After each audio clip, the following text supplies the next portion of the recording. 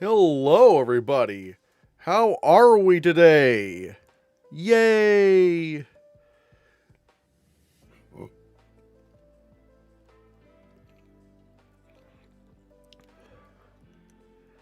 And not only that, you know, uh, as you can see, I got my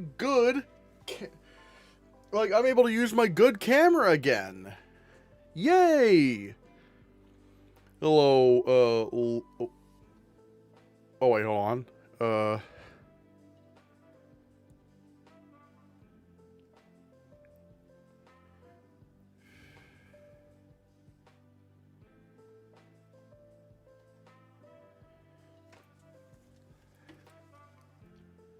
Uh-oh, is chat highlight not working right now? What?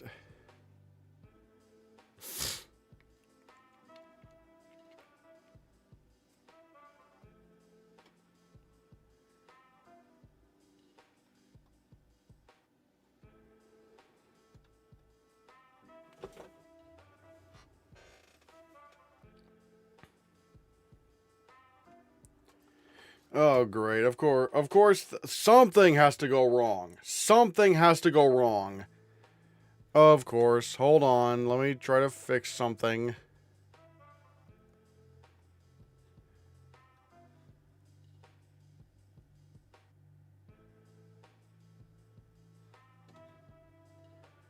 Let's see if this works.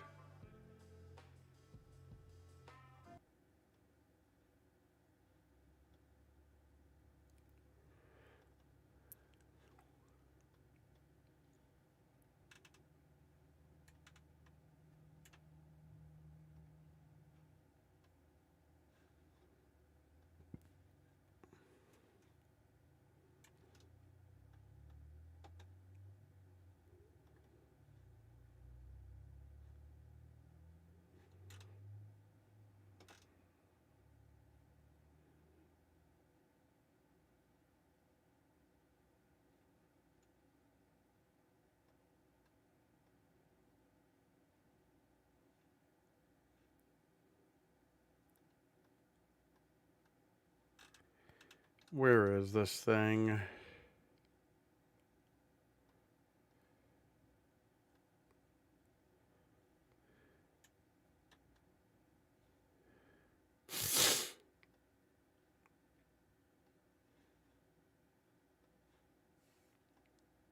Hold on, just making sure something works.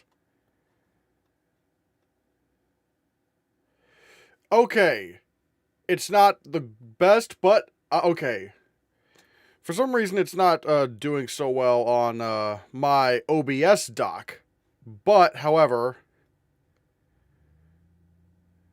at least I can get it to work somewhat here. Actually, wait. Hold on a second.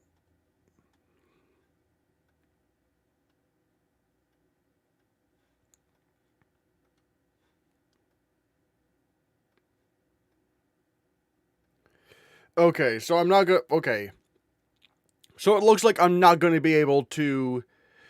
Just, looks like I'm not going to be able to. Do everything via. Via the thing. Anyways, hi, everyone. Okay. I had to restart the thing, so I'm not. Let me just, message anything. Say whatever message, that you needed to say.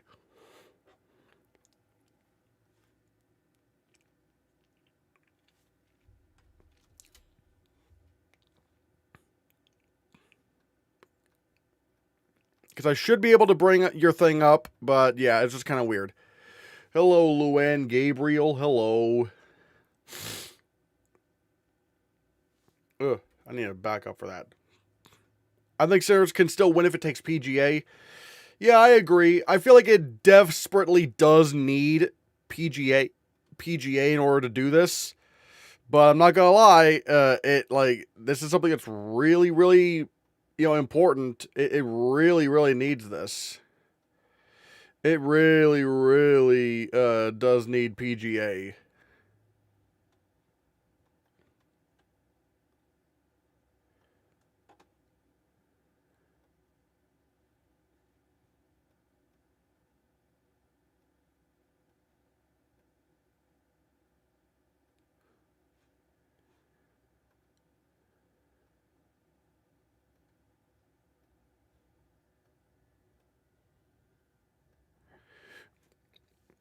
Do you think Wunmi Masaku is winning Best Supporting Actress? Only if Sinners wins Best Picture.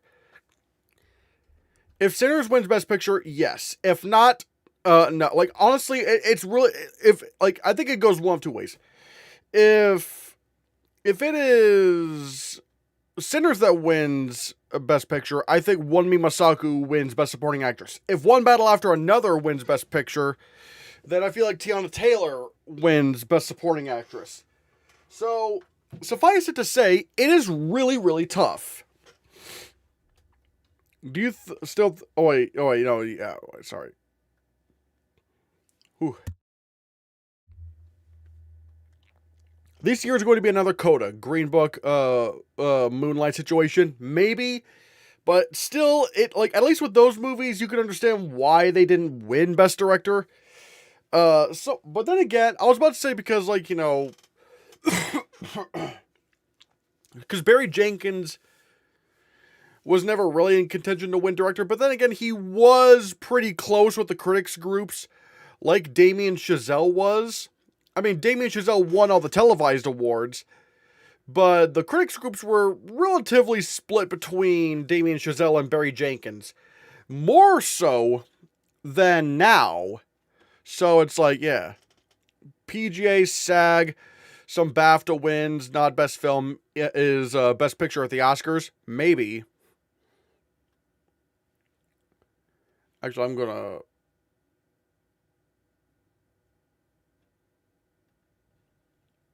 Let me just swap these two things right here. You have One Battle After Another winning only 2 awards. It really depends on who wins Best Picture. It is really, really tough. I'm low-key done with this year. It's so slow and boring. I don't know. If I'm being honest, I am pretty excited by this. Hold on.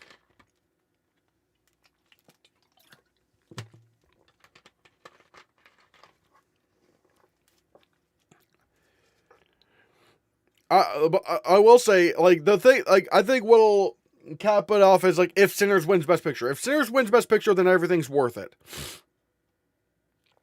You were so disappointed and pissed when Paul Thomas Anderson won DGA. I'm so sorry, man. Yeah, thanks. I mean, to be fair, I had a long day that day, and, it was long in ways you guys didn't even know. Some weird stuff happened that day, but yeah. Nothing, so... mind-crushingly awful, but it was just a weird day, man. Haircut looks great. A nice needed change. Looks good on you. Thank you for the great film channel. Thank you very much, geeky peoples. Oh, and Leo sent in a super chat, a $2 super chat. Thank you so much. Did you thoughts on the Adventures of Cliff Booth trailer? It was more of a teaser, but I am interested. I am kind of interested to see how this works out. That's what I'm wondering, if that actually can be an Oscar player. But also, everyone, send in those blue Hannahcast heart emojis for the for that super chat. Thanks, Leo Tennyson. Thanks. Honestly, I need to put up a goal. I need to put up a goal because yeah. 10 super chats in around 2 hours. Yeah, let's do that. Let's see if we can hit that goal, everybody. Let's see if we can hit that goal. Or even get any memberships, for that matter. Yeah. But yeah, DGA was not a great start. But to be fair, that was the least likely guild for Sinners to take. Because it's it could probably still win SAG Ensemble, but the real thing is PGA. Can Sinners still win PGA? We'll have to see. I desperately hope so. But this was not a great start. This was not a great start, to be honest.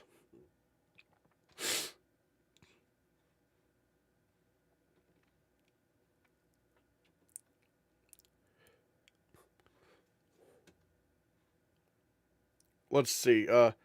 Sinners got different unexpected supporting actor noms at at SAG and the Oscars. Yeah.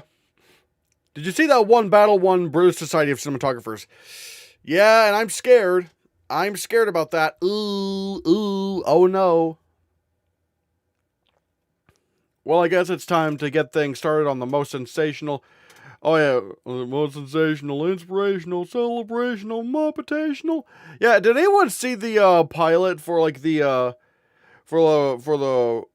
revival of the Muppets of the Muppet Show?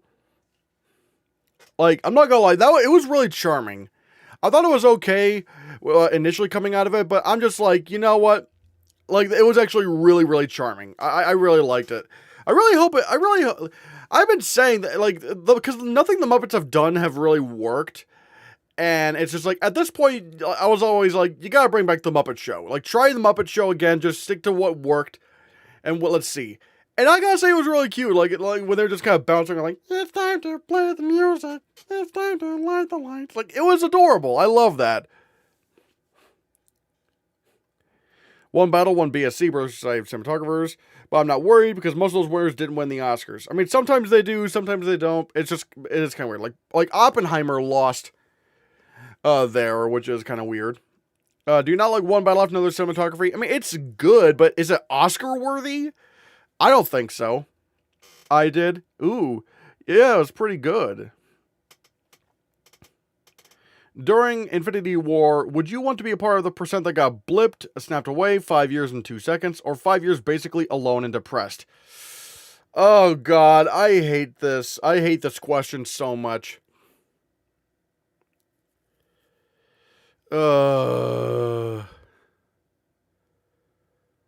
Oh my, like, I genuinely don't know because, fuck. It really depends on, like, who got blipped with me.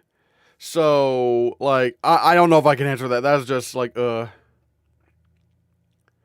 even Toy Story has great genes. I actually did not see that commercial, like, with the, like, was it, like, did they actually parody the whole, Sydney Sweeney thing? Was that, like, an actual parody of it? I'm not sure. Sabrina Carpenter, Seth Rogen, and Maya Rudolph killed it. Oh yeah, they were great. Especially, like, Seth Rogen is doing so well on TV. My God. Like Seth Rogen and Evan Goldberg, like, those two have been making a killing with, like, you know, their TV efforts. What, like, between, like, Invincible and The Boys, and you know, The Studio, and now The Muppet Show, and now they're kind of like sort of the creative heads of, like, the new Ninja Turtles franchise in a way. Like, it's really cool. The Muppet Show revival is definitely in the works now. I mean, yeah, it did. It seems to have done really well in terms of ratings. Ariana Grande is considered a potential guest by Piggy. Maybe. I'm trying to think of who else. Like, someone suggested Guillermo del Toro should be a guest on The Muppet Show. That would be really funny if he was just a guest. Like, that would be really fun. These new sticker emoji things are awesome. Thanks, Leo Tennyson. Thanks. Yeah, since like we crossed a certain membership threshold, I figured might as well make some more emojis. So yeah, we got a lot. So yeah, we got a lot of emojis now. Last time we heard the Muppet Show intro was in a Family Guy episode. Oh yeah, I saw that. That was, like, I'm not gonna lie, that was, like, very, like, strange to me. Like, they didn't, like, it was just, like, random for the sake of being random, and it just kind of felt like, why are they doing the Muppet Show theme? It was weird. Did you watch the Super Bowl game? No, but I did watch the halftime show, and it was, like, very, very good. Definitely one of the most powerful, you know, definitely one of the most powerful, like, halftime performances I've seen. Like, it was, anyone who gets mad at that, like, talking about, like, how, you know, the only thing stronger than hate is love. Like, anyone who could get mad at that is trying to, like, stoke the flames and trying to make a problem out of it. Like, I've never, and to be honest, I've never really listened to Bad Bunny. I've never really listened to him, but my God, like, he killed it. Like, it was such a great message, and it was the perfect, it was the perfect performance for this era. It was amazing. I'm just waiting on ASC. I think Sinners will win there, probably. It's the Muppet Show with our It's the Muppet Show with our very special guest star, Mr. Christian Hannahcast. Yay! Favorite TV show of all time? Ah, man, that's tough, because I don't know what. Because I'm not gonna lie, the first 3 seasons of SpongeBob are pretty peak, especially seasons like 2 and 3. Like, those seasons were like, that was amazing. I'm not gonna lie, also Prehistoric Park was a lot of fun too. I love Prehistoric Park. It's really, yeah. They picked actual funny comedians and a singer who does silly things in their video clips. Crazy. I mean, like, if I'm not mistaken, Sabrina Carpenter is like actually an actress. Like, I think she was actually like a voice on the show Milo Murphy's Law, I think. I think she was actually a voice in that show, which was like a show from the same creator of Phineas and Ferb, Dan Povenmire. Lady Gaga appears everywhere. What the heck? As she should. Hey, Christian, hope you're doing well. I think I'd say I'm doing pretty well. For BAFTA, do you think One Battle will win Best Film, while Hamnet wins Best British Film? I mean, yeah, Hamnet's easily going to win Best British Film because, I mean, there's no other competition, really. Like, One Battle isn't a British film, so it's not there, so yeah. I wonder if Bad Bunny will win an Oscar someday. Probably for song, maybe. I could see that. I'm low-key toggling with the possibility that The Odyssey misses Best Picture. The only thing that would make me, like, take The Odyssey out of Best Picture is if it's not really that acclaimed. If it's, like, Interstellar or Tenet, but then again, I do wonder if Interstellar would have had a better shot at Best Picture if it came out much earlier in the year. Because it seems like Interstellar is the kind of film where, like, when it initially came out in November, people were like, all right, that's fine. They didn't really know what to think about it. But then as time went on, people more and more really got into Interstellar. And now it's like some of people's favorite movies. So it's kind of like, I do wonder if it like came out in March, people would have like warmed up to it more and more for it to get nominated for Best Picture. I do kind of wonder. Agreed. The halftime show was the show. Yeah, it was amazing. Dora the Explorer. We saw it in our childhood, the GOAT TV show that shaped all Gen Z Americans. I was more of a Go Diego Go kid. Although to be fair, there was also like a lot of shows that we watched as kids, but yeah. She's a Disney child like Selena Gomez and Miley Cyrus. Yeah. Who saw Dora and the Lost City of Gold? Hey, look.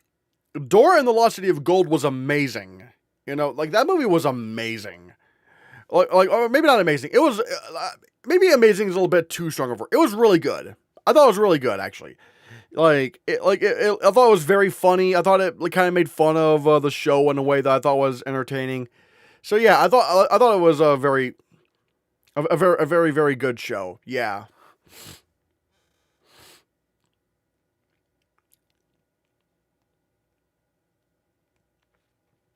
Everyone's putting like 4 to 5 blockbustery films in Best Picture. Like, guys, calm down. To be fair, it's also the early in the year, so we don't really know what is exactly coming out. So yeah. Could Sinners pull a Parasite at the Oscars? I don't think Ryan Coogler will win director out of nowhere. And even then, Bong Joon-ho still did win the he tied Critics' Choice with Sam Mendes, and he was the critics' leader in terms of wins. Ryan Coogler is none of those. He did not tie the Critics' Choice Award, nor is he the critics' leader. At this point, Paul Thomas Anderson is just going to win the Oscar for Best Director. He's just going to win. Or Megalopolis. Let's hope Odyssey is not giving that. No, there's no way Megalopolis. There's no way the Odyssey is Megalopolis. Like, say what you will about Tenet, but I think most people would agree Tenet is a better film than Megalopolis. I thought it's a dumb movie like the Minecraft movie where you turn your brain off. Well, no, the Dora and the Lost City of Gold's not that. It's like a Minecraft movie is just kind of dumb and stupid. Dora and the Lost City of Gold is, like, actually funny. Like, it's making jokes, and they are actually working. Minecraft is more just kind of like it's trying to be stupid, and you're just kind of laughing at how dumb it is. And even then, it tries to take itself like seriously at times, where it's like, oh, you're actually supposed to feel something for the characters. It's like, no one in this age demographic gives a shit, man. Just be stupid. Dora and the Lost City of Gold, even when it's trying to have its more serious moments, like, it's not even really being serious. There's always some kind of gag that's pulling it away from being too serious. Like, it's always just kind of self-aware of how silly the premise is. I enjoy Tenet. I think Tenet's great. I think Tenet is the most underrated Christopher Nolan film. I thought it was great. Man, you're on a bad streak. Now, first Anora, now one battle after another. Your favorite films never seem to be the Oscar winner frontrunner. You always get angry and pissed in your reactions. Hopefully next year is better. It's not over yet. It's not over until PGA says it's over. Maybe I'm coping. But if Sinners takes PGA, then I do think it's winning Best Picture. But yeah. They literally do drugs in the movie. Yeah, that is true. I know it's a mushroom, which is joking. I mean, no, you're technically not wrong. They are getting high off of mushrooms in the film. So they are taking a drug, so yeah. Do you think Sinners wins original screenplay at the BAFTAs over sentimental value? Yes, because Sinners still got 13 nominations at the BAFTAs. It still has 13 nominations. That's a lot. Not only is that a lot, but it's also like the Oscars liked sentimental value more than the BAFTAs did. Because the Oscars actually nominated the film for film editing and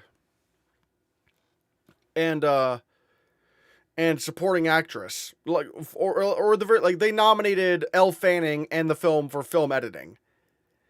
So yeah, whereas the BAFTAs did not even shortlist the sentimental value for those categories. So I feel like if the Oscars like sentimental value more, and they're going to give Sinners Best Original Screenplay, I feel like the BAFTAs are going to do the same thing. What do you think will be your least and most favorite Oscar-type movie next year? I have no idea. Hopefully, my most favorite will be The Odyssey, because that's my most anticipated film. Should the SAG Awards have category for voice acting, because voice acting is considered acting? I don't need it because I feel like, well, for one, voice acting already is eligible to be nominated for the major acting categories. And I do think it should be hard. I do think it should be hard to win to win an Oscar or be nominated for an Oscar. So yeah, I don't know if I need that. Yo! Red Spice, thank you for the 5 gifted memberships. My God. Uniop got a membership.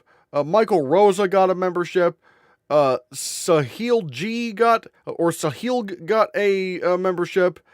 John Matt CC got a membership, and Tyler got a membership. Thanks, Red Spice. Thanks. Everyone, put in those blue Hannahcast heart emojis for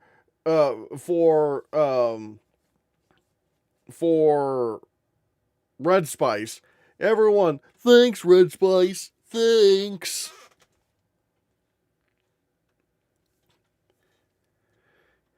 I'm afraid of how Sinners will do at BAFTAs. I'm not concerned over how many BAFTAs it wins, to be honest. I'm really not. Because look at Everything Everywhere All at Once. The only award it won was film editing. It did horribly in terms of BAFTA wins, and yet it won 7 Oscars. I think ultimately it doesn't matter how many BAFTAs you win. What matters is how many you get nominated for. And Sinners got 13 nominations at BAFTA.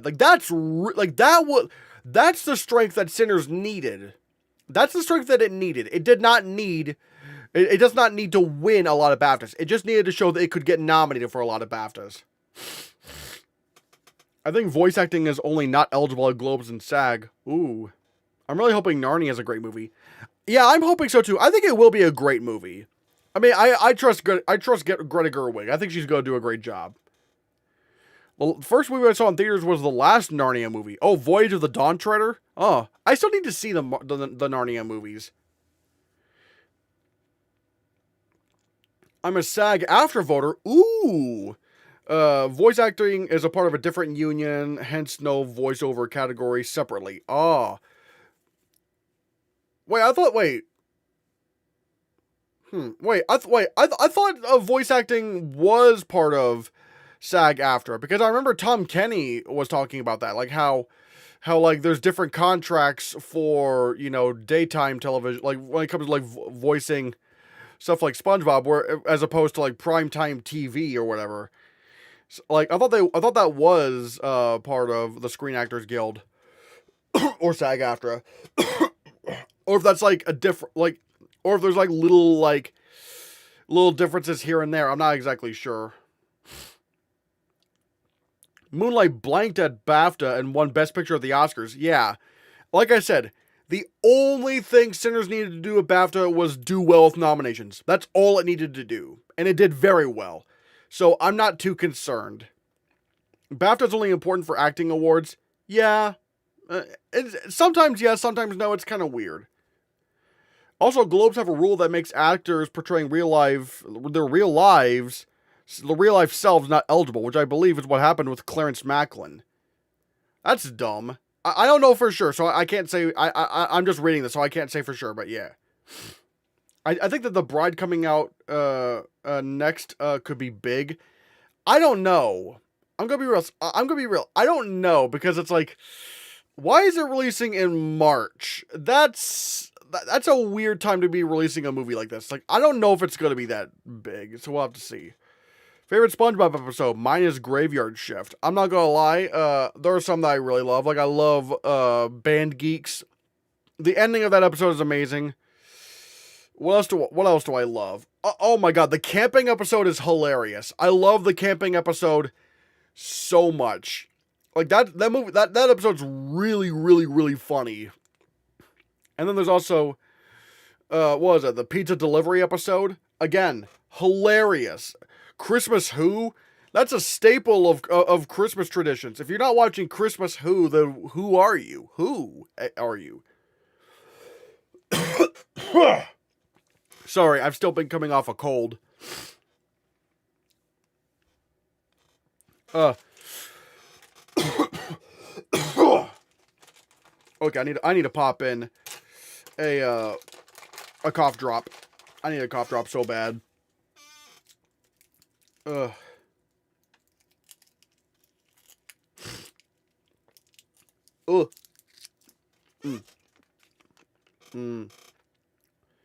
Agreed, Sinners needed those BAFTA noms. Yeah.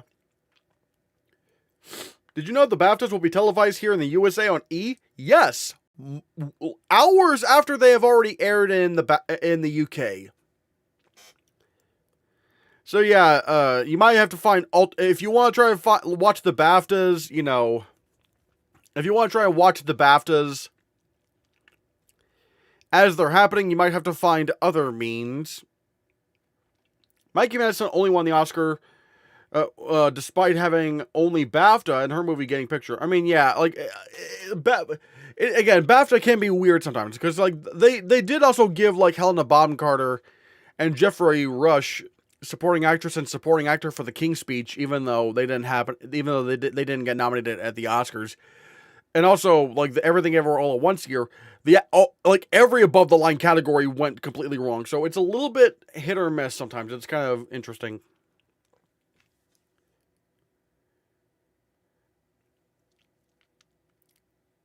Well, I currently predict One Battle will win Best Film at BAFTA, however, do not be surprised if Hamnet winning Best Film in multiple other categories there, as the film was filmed in Europe. Yeah, but Hamnet's just not really been showing any kind of, like, Best Picture winning strength. At least, like, Conclave was kind of locked in to win Adapted Screenplay. All Quiet was just a weird thing. Like, we don't know what happened there. But even The King's Speech was guaranteed, you know, an original screenplay win, really. Like, it was. Hamnet's just not been winning screenplay anywhere, so I just don't know if I could see that. And yes, SAG-AFTRA is the voice actors union. I was also not done typing when I mistakenly hit send. Oh, okay. And everywhere I go, I see creatures big and small. Oh yeah, it's a big, big world. Yeah. If against Mr. Hannahcast's greatest wishes, there was a best scoring adaptation or original song score, the winner would be Sinners, and the nominee would be K-pop Demon. The nominees would be K-pop Demon Hunters, Song Sung Blue, Wicked for Good, and Lee. Are we talking about, like, I don't even know. If I'm gonna be honest, I don't even know what this category exactly is. Best scoring adaptation or original song score. That's probably why they don't have it anymore, because no one knows what that means. I'm very curious about who wins supporting actor at SAG. I'm assuming that Skarsgård takes BAFTA. Yeah. Although I will say that is something that kind of worries me, because, like, that's a perfect opportunity for one of the one battle after another actors to win SAG. And I'm wondering, like if one battle takes PGA, I have to predict a one battle actor to win supporting actor. I would have to predict that. I would have to predict that to happen. But if Sinners wins PGA, things get really interesting.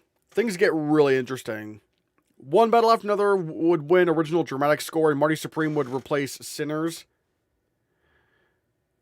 Unless that's assuming Sinners would even go into the dramatic or musical scores. Again, I don't know how that. I just don't know how that category works. Let's say Paul Mescal wins supporting actor at BAFTA, and one battle after another wins SAG. What would happen then? Go with the one battle after another actor easily. Even if the roles were switched. If Paul Mescal won SAG and a one battle actor won BAFTA, go with the stronger film. You just got to go with the stronger film at that point. I think they mean best original soundtrack, like the compilation of songs in general.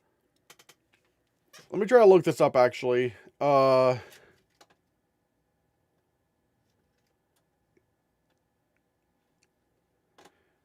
Let's actually take a look at what this is actually supposed to be.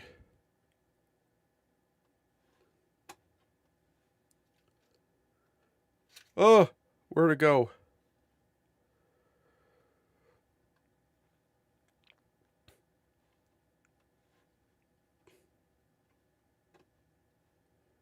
Let me see.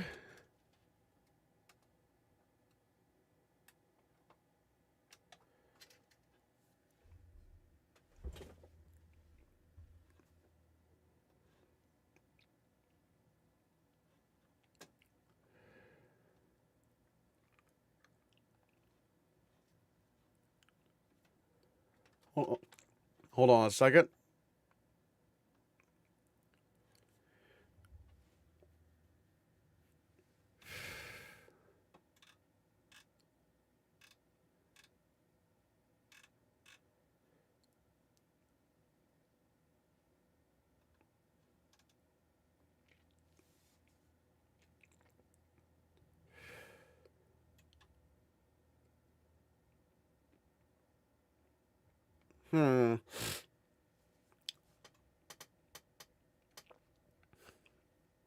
Where it?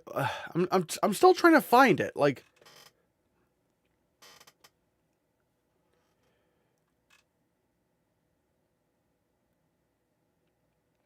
yeah, it's not really. Yeah, it's not really yeah, I don't know. It's still very vague. I'm not sure what's going on there. Oh well. Basically, any film that is a musical original or not, or have a lot of songs in general, or have a score based on previously composed music. Oh, yeah, I think that just makes things very confusing. I'm glad they don't have it that way. That's just so weird. For example, not musical. For example, a not musical is Barbie. That's why I love this category. It's so stupid. Yeah, like again, that's probably why they don't have it anymore, because it's just like, What, like, none of this makes any, it just does not make any sense whatsoever. It just does not make any sense. Hmm. But that is interesting to think about, like, what would be nominated for, if they had drama score and comedy musical score, what would be nominated? Because that's something interesting to think about. If they had, like, a best, like, let me look here. If like, because I know in, like, the mid to late 90s, they had, like, best drama score and best comedy musical score. I do kind of wonder, oopsies.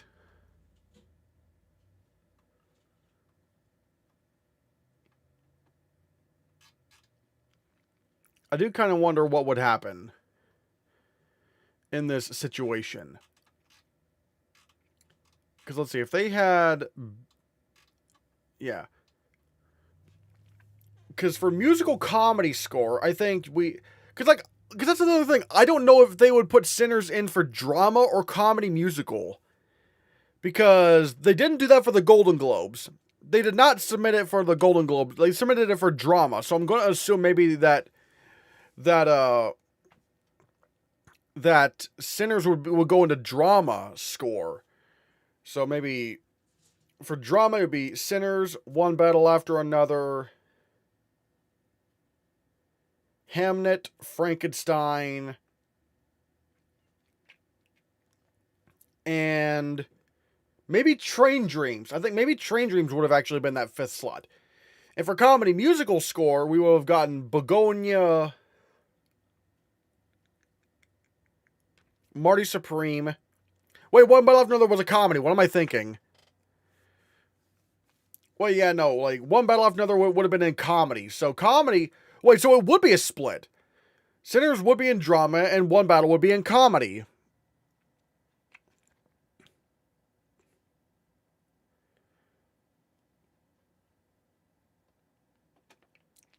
In a similar note, do you think Hans... you spell Hans... not with a Z, but with an S.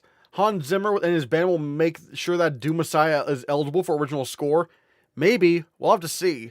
They'll likely put it for drama because it's not a musical, it's just about music. It's kind of interesting in a way.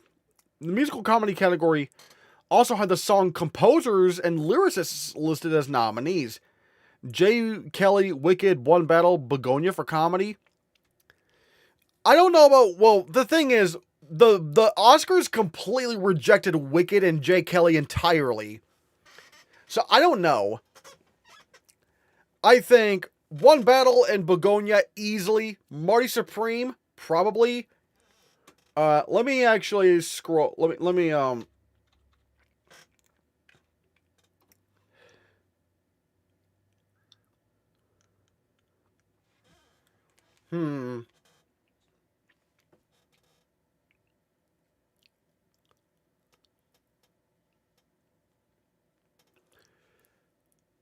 Then again, I am kind of wondering, because I'm looking at the shortlist, would it be worth looking at other options? Because, like, it seems like I feel like you'd have to go beyond just this to get to the, to find other contenders. Because, like, yeah, maybe Wake Up Dead Man, but I don't know.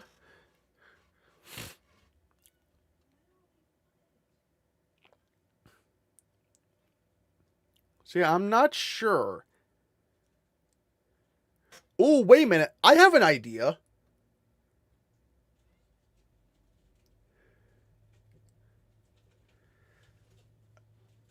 We could go to Gold Derby, see what was contending in Best Picture Musical or Comedy, and just kind of assume from there.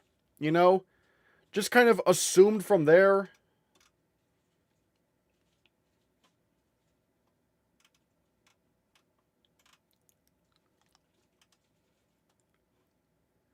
Let's do that.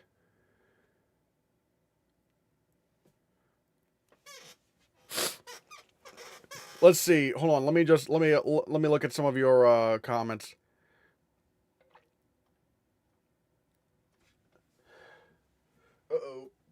me just,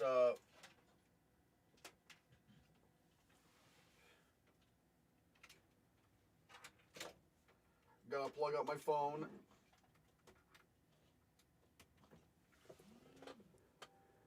Yeah, you have to ignore the shortlist to complete this puzzle. True. Drama. Hamnet, Frankenstein, Sinners, F1, Sentimental Value for Musical Comedy, One Battle After Another, Marty Supreme, Begonia, J. Kelly, Hedda. The problem is they did not shortlist Sentimental Value. The problem with, because the thing is, with the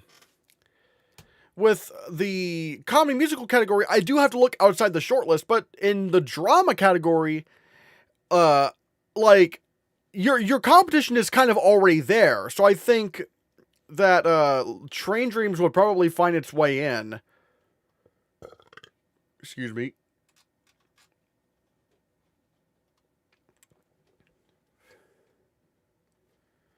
All right, let's take a look at what films were competing in the comedy musical category.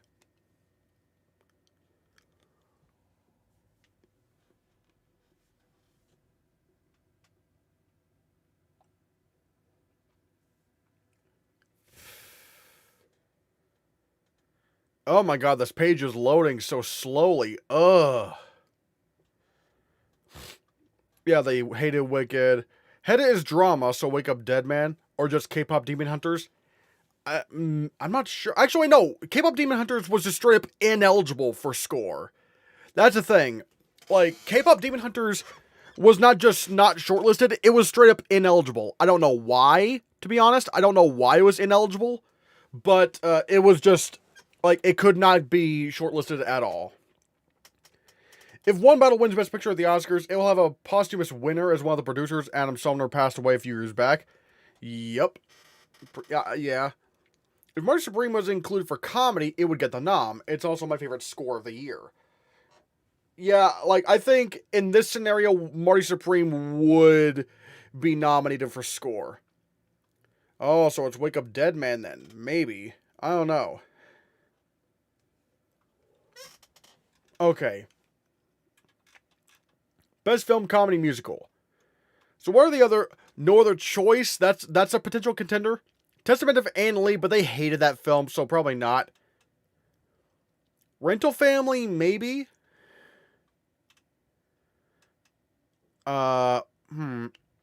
Mickey 17. Huh. So, I'm not sure. Okay, so let's see. What do I think... Okay, so, again, for drama, I think your nominees would have been... Let's see. Sinners, Train Dreams, Hamnet, Frankenstein, and either Surratt or F1. Actually, no, F1. I'm going to go with F1 because it got Best Picture. I keep forgetting F1 got Best Picture. So yeah, I think in the drama category, it would have been F1, Frankenstein, Hamnet, Sinners, and Train Dreams. And for musical or comedy score, we would have gotten One Battle After Another, Marty Supreme, Begonia. So yeah, it's just those last two slots. They hated Wicked. I just don't know, like J. Kelly, how many films get lone score nominations if you're not John Williams? That's the problem.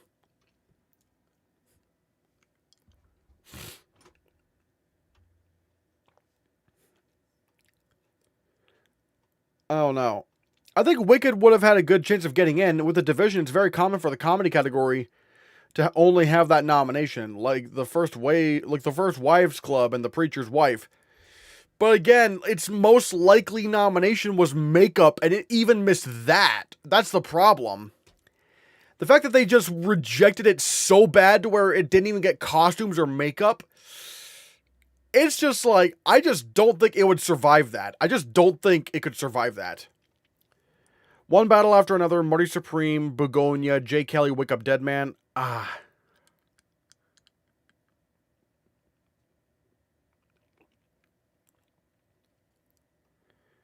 The thing is that everyone's single nominee. No, I mean like the movie is a lone. The movie's nomination is its lone nomination.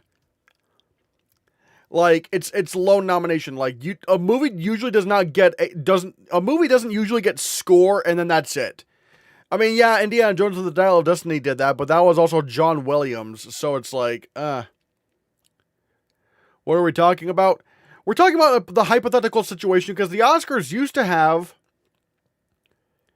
a category for best original score. They used to have two different categories. All right, they used to have drama score and musical comedy score.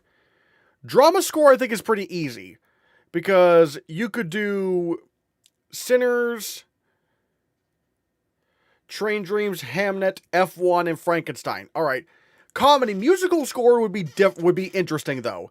Because you got one battle after another. You got Marty Supreme and you got Begonia.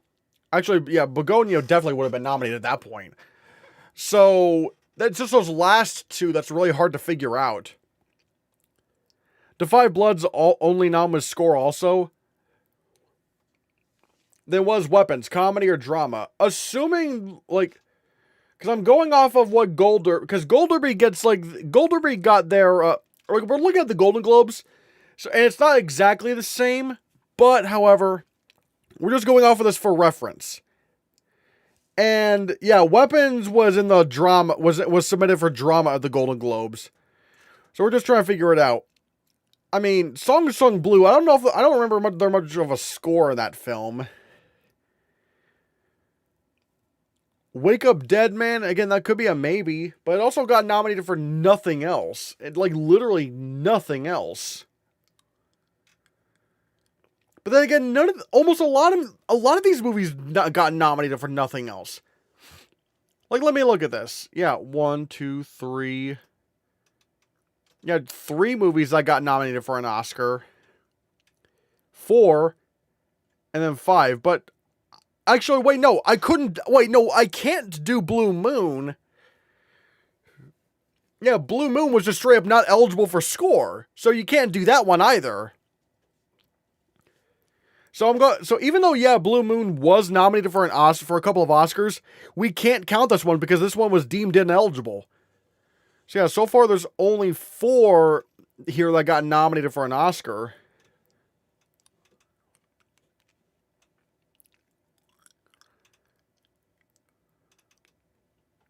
Oh my god, yeah. Okay, so you'd be kind of okay, so maybe some of you are onto something. Maybe you would be forced to give a movie its lone nomination being score. Christian, we may have to say bye, Sinners, bye soon. I mean, I don't know. I still have to think about it, but if it wins PGA, it's still in the running to win. In terms of industry noms, Wicked for Good was still higher than Jay Kelly. It got 2 BAFTA nominations, and Ariana got into SAG. Maybe? But again, it's just weird. It's just like, it still didn't get... Like, the thing is, I thought it would have been more likely to get Oscar nominations than BAFTA nominations. It's like the Oscars themselves specifically went out of their way to snub it. Saving Mr. Banks, but Thomas Newman was very well known in the Academy, so it's not that surprising.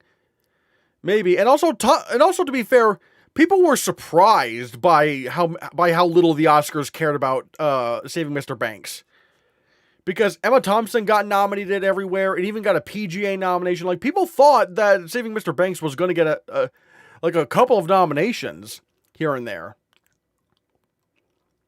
Yo, Christian. Hi, AJ. Just popping in and ask one question. If one battle after another wins PGA, does Leo's chances of winning BAFTA or SAG over Timmy go up like Mikey Madison versus Demi Moore last year, or is it Timmy safe?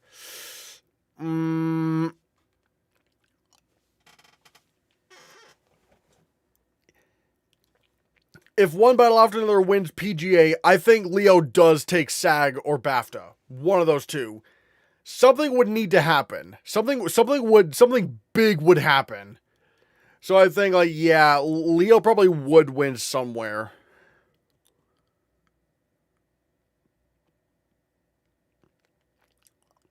Don't worry, Christian. PTA may get Best Director, but Sinners will still win Best Picture.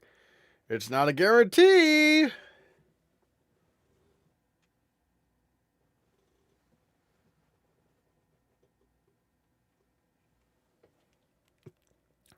I don't know. You guys are overreacting over a single guild. Dude, Sinners is fine. DGA is pretty big. So I don't know. Like, again, we'll have to see what happens with PGA, but ooh. In Best Picture, Sinners really has a shot, but I never thought it had a chance in directing. PGA has the narrative and great movie with it.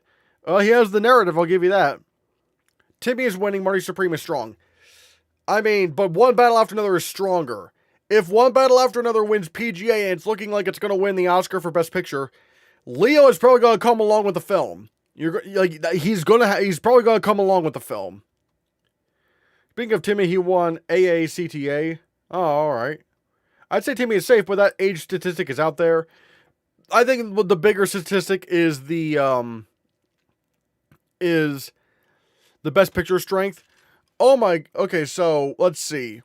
The Super Chat goal, which, in case you don't know, we have a Super Chat goal today of 10, seeing if we can get 10 Super Chats today.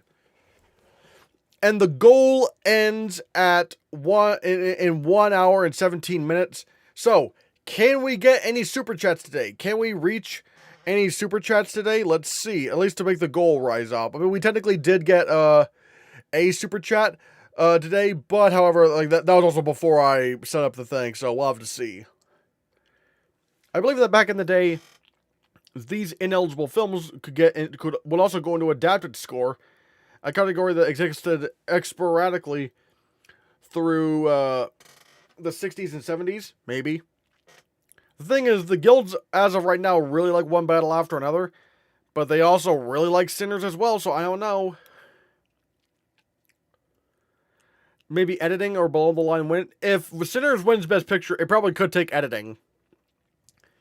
DiCaprio winning SAG or BAFTA. I have some bad news for the people rooting for Chalamet.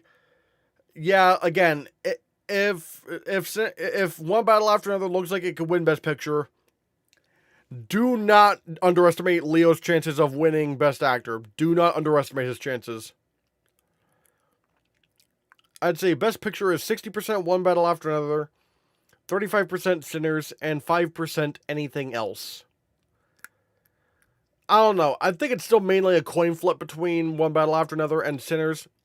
I still do think it's a coin flip. I don't know if I could say 60% One Battle After Another and 35% Sinners. Like, I don't know.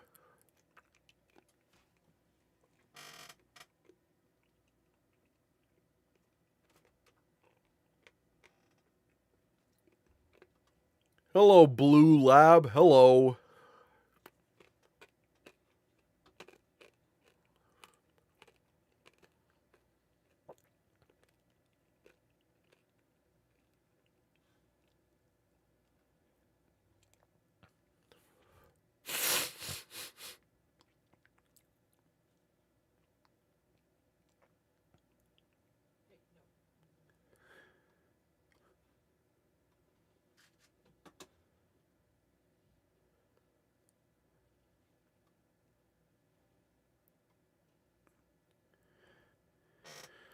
Preferential ballot can definitely benefit Sinners, similar to how I think Moonlight managed to succeed against La La Land. Yes, the narrative against La La Land did damage, but the voting system also helped.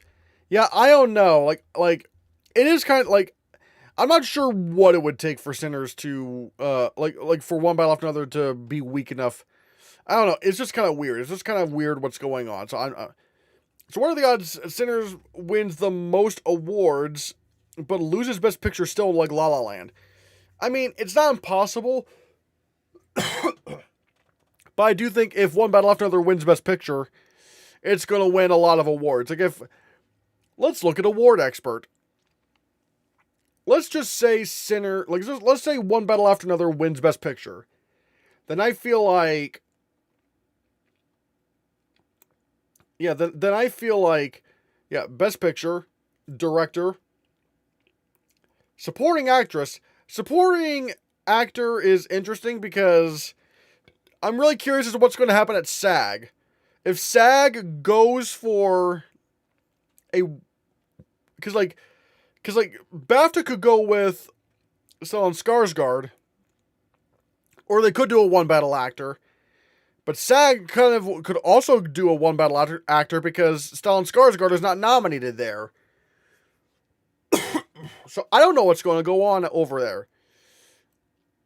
I feel like there would be a good chance, though, that Leo could win lead actor, so I don't know. We'll have to see, but... adapted screenplay, I feel like... cinematography, maybe. I don't know, though. Like, it did win BSC, but I need to see what happens over at ASC, so I don't know. Editing is also not out of the picture. And then I do worry about score. So, like, there's potential for one battle after another to win a lot of Oscars, basically. As of right now, I'm predicting one battle winning Best Picture, directing, screenplay, editing, cinematography, and supporting actress. That's too many Oscars. Imagine PGA goes wild and does something unexpected. If it does something unexpected, then I'm going to be scared because then one battle after another could probably just win Best Picture at that point. Because, oh my, I don't... Hey, Christian, do you see Rose, at SAG, do you see Rose Byrne pulling an upset over Jessie Buckley? No way. No way in hell. I think it's just going to be Jessie Buckley throughout the whole way through. Like, SAG solidified how much they loved, Hamnet by nominating it for Ensemble. So, yeah. I think Benicio wins SAG and Stellan wins BAFTA, but I'm not sure who wins the Oscar in this scenario. If one battle after another wins Best Picture, then it would be Benicio del Toro who wins. If Sinners wins Best Picture, then maybe if Sinners wins Best Picture, then maybe Stellan Skarsgård wins. So I don't know. Yo, movie guy, thank you for the super chat. The $5 Canadian super chat. Everyone, hold on. Everyone, give movie guy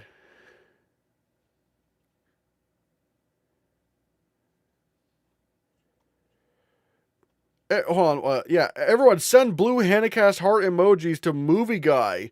Thanks, movie guy. Thanks. Everyone, send if you're a member of the Hannahcast channel, send those blue Hannahcast heart emojis. Thank you for supporting the channel, movie guy. Which of the Best Picture nominees will not win any Oscars? I'm not gonna lie. Okay, well, Train Dreams is easily not winning any Oscars. Well, okay, maybe not easily. The cinematography could happen, but I don't know. The one that's most likely to go home empty-handed is Begonia. Begonia, I think, will go home empty-handed easily.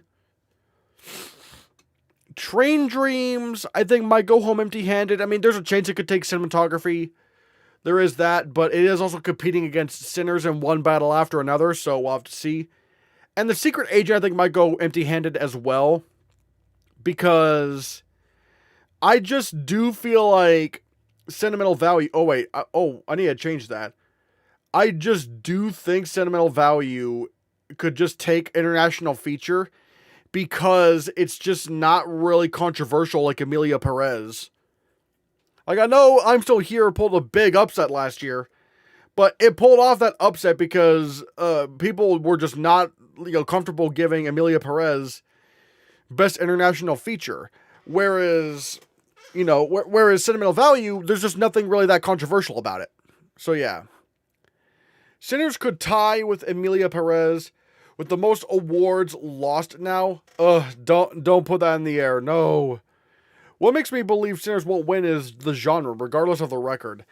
I don't know. Like it's still winning a lot of Best Picture prizes. It's just really interesting. Like, I don't know. I have a question. Do you think Amy Madigan has to win SAG in order to increase her chances of winning the Oscar? I mean, sure, it increases her chances, but I still do not think she wins. Like, because the problem is, not only did she not get nominated at BAFTA, that was a critical hit, but also she's the only nomination for Weapons. I just cannot imagine that she's gonna, I just cannot imagine that she's going to, suddenly win the Oscar for this. I don't think so. Like, no, being the only nomination for the film really, really hurts her. It really does. I have both winning 5 awards each. Ooh. Imagine if Elio wins BAFTA. If Elio won BAFTA, I'd be like, what?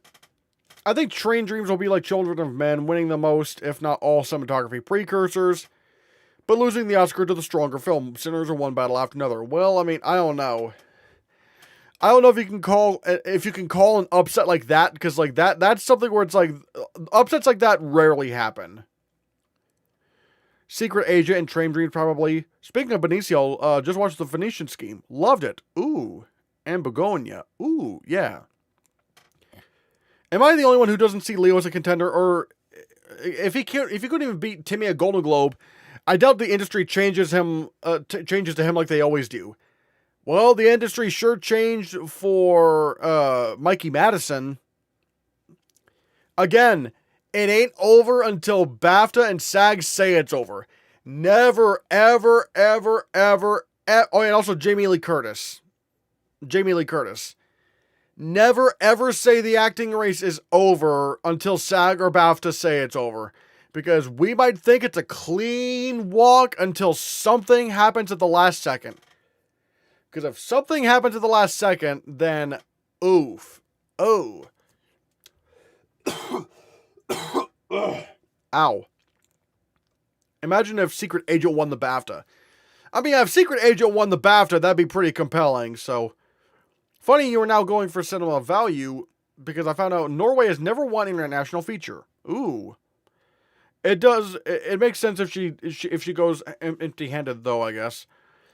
Begonia, The Secret Agent, and Train Dreams, unless it surprises in cinematography, yeah. When was the last time a lone acting movie nomination won the award? Christopher Plummer? Maybe. Yeah, maybe. I'm not exactly sure. What about Jessie Buckley? Wait, when was the last time a lone acting movie nomination won the award? What about Jessie Buckley? I'm not sure. I mean, I'm mainly talking about like... I'm mainly just talking about, like, the acting nomination being the only nomination the film got. How would you feel if Timothée Chalamet wins his second SAG in just 2 years? I'd say deserving. I thought he was fantastic in Marty Supreme. Mikey Madison is not Leo. They actually don't reward him. They don't actively reward him exclusively. I don't know what that means, though. I'm not sure what that means. Like, Mikey Madison won because Honora was just that strong in Best Picture. And if One Battle After Another is that strong in Best Picture, which it could be, you have to entertain the possibility that Leo could win. Like they are not, like people are saying, oh, there's no way it can happen. There's absolutely a way. The Oscars will absolutely give multiple Oscars to someone because they like the movie more. Like, look what happened with Frances McDormand in Nomadland. Look what happened with Emma Stone in Poor Things. Look what happened with Anthony Hopkins in The Father. So on and so forth. Oh, yeah, and like, they will give multiple Oscars to actors if they like the movie more. Butler won over Fraser. Also got Golden Globe. What? I'm not... even if Madigan wins SAG, she would still be vulnerable to losing the BAFTA winner. Yup. I just do not think, like, I just do not think Amy Madigan can really be considered in winning competition now, because it's like, well, she couldn't even get BAFTA nominated, and it's like she's already proven to not be a sweeper with Tiana Taylor beating her at the Globes. So it's just like I think her steam is running out fast. I have both One Battle After Another and Sinners winning 5 awards. No, not that. For Jessie Buckley, I was talking about the race being over. I'd say maybe. Okay, I will say maybe, yeah, because like there's none of the other actress nominees are anywhere near as strong or nowhere near in as strong of films as Jessie Buckley. So maybe. Yes, in supporting actor, it was Plummer. And supporting actress, it was Penelope Cruz. Oh.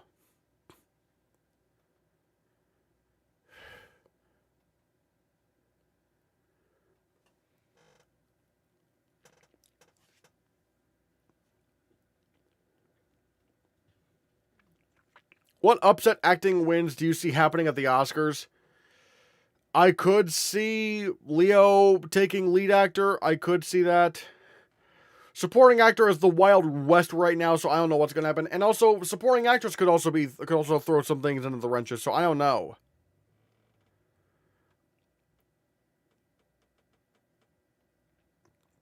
Yeah, I don't think Madigan can win anymore, but she could block Tiana because I doubt Tiana wins BAFTA.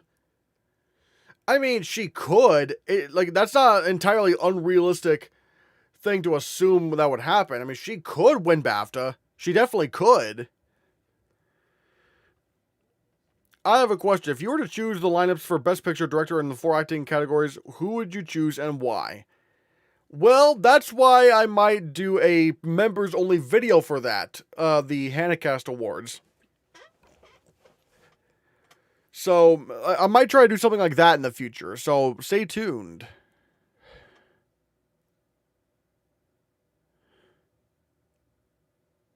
What the hell? This is weird. Hold on a second. Let me just, The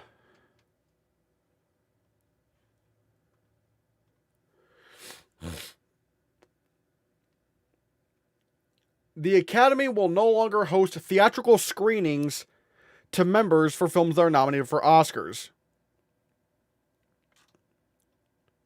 What does this actually mean, actually? What in the world?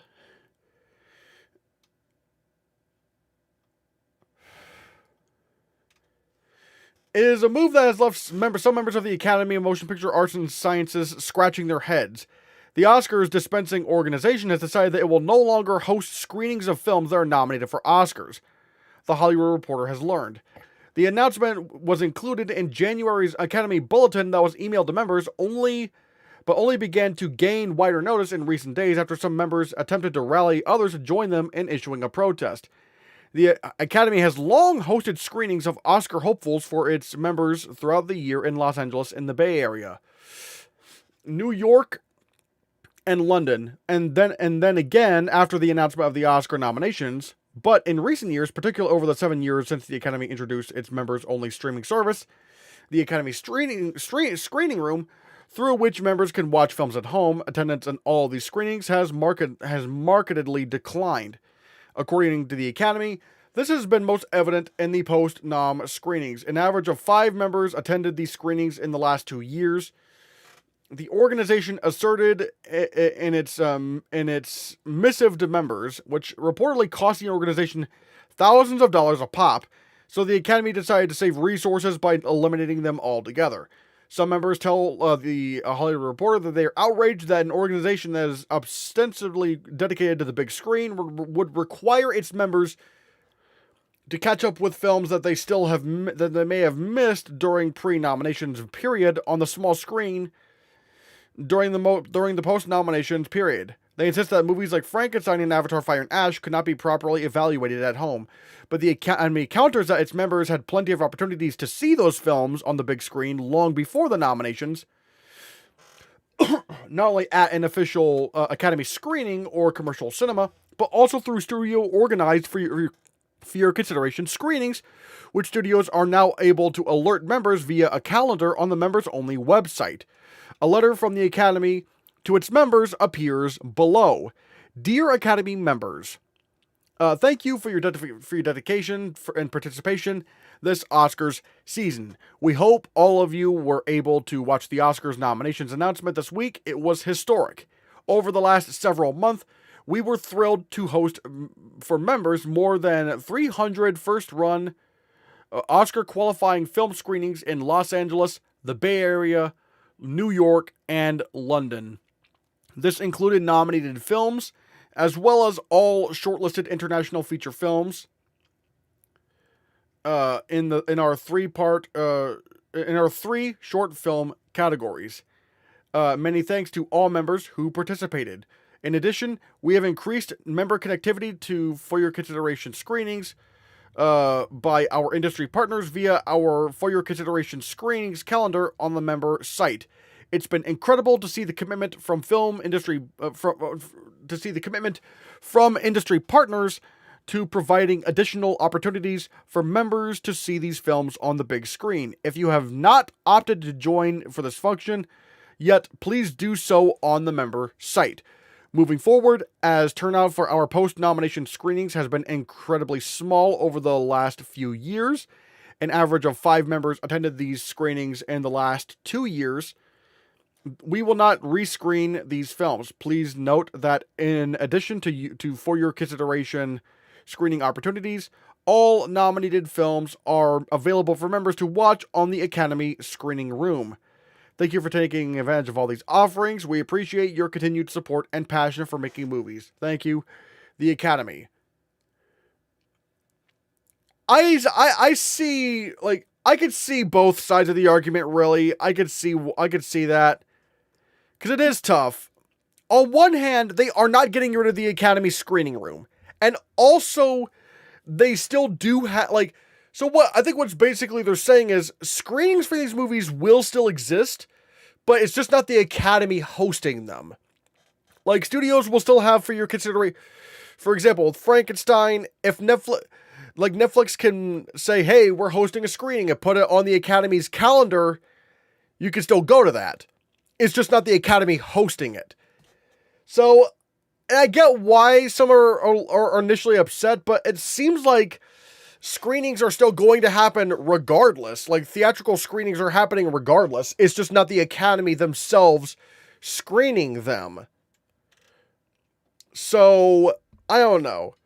So we're basically destroying the theatrical experience even in the most acclaimed organization. Got it.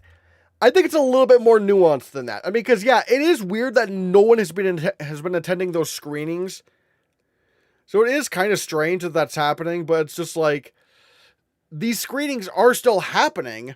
It's just not the Academy screening them. And they are still all available on the screening room website, so it's kind of like, I don't know. It's one of those things where it's like, I kind of get both sides, really. But it's like, ultimately, it might not be the be-all, end-all, if that makes sense. I don't know. What do you guys think? Let me know.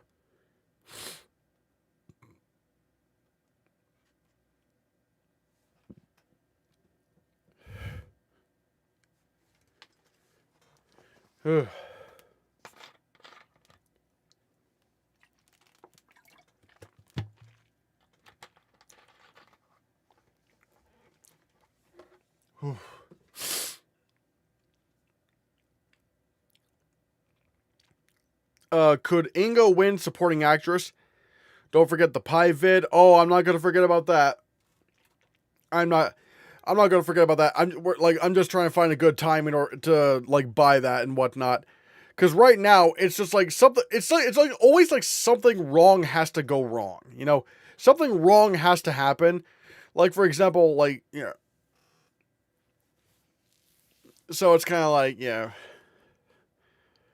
Tiana could definitely win BAFTA. One Battle After Another could win Best Film there. She already has shown strength with international voters with her Globe win. Yeah. Yeah.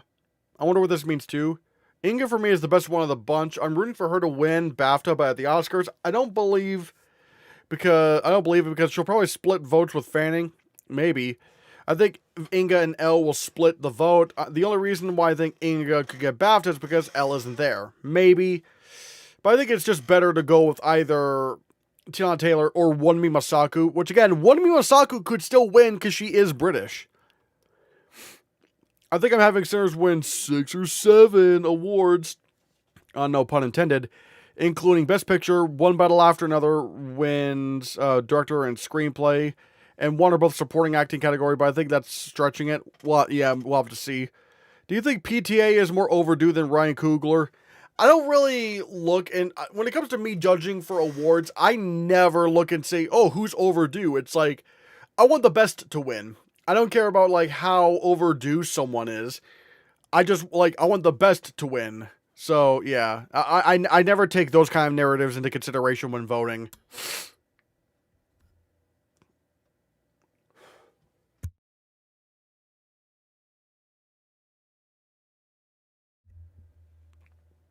Yo, thank you, Movie Guy, for the $5 Canadian super chat. Everybody, send blue Hannahcast heart emojis to Movie Guy. Thanks, Movie Guy. Thanks. Thanks.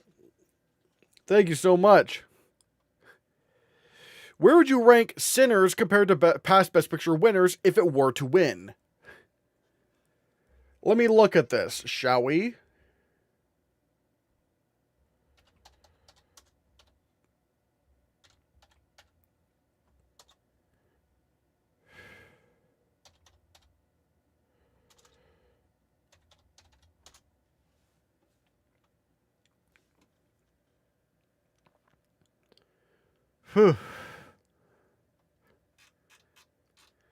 Let's take a look at some of the past winners, shall we? Let's see. Easily better than Anora. Not better than Oppenheimer, but still. Better than Everything Ever All at Once, better than Coda, better than Nomadland, better than Parasite, better than Green Book, better than The Shape of Water, better than... Yeah, probably better than Moonlight, actually. Better than Spotlight, better than Birdman, better than 12 Years a Slave, better than Argo, better than The Artist, better than The King's Speech, The Hurt Locker. Have not seen Slumdog Millionaire, better than No Country for Old Men. Have not finished The Departed, not seen Crash. It's better than $1 Million Baby. I think it probably actually is better than Return of the King. Chicago is interesting. Chicago is very interesting. There's legitimately a contest right there. Have not seen A Beautiful Mind. So I'm going back as like it's better than a lot of, but yeah, Sinners would be a better Best Picture winner than it would be better than most Best Picture winners in my lifetime, at least.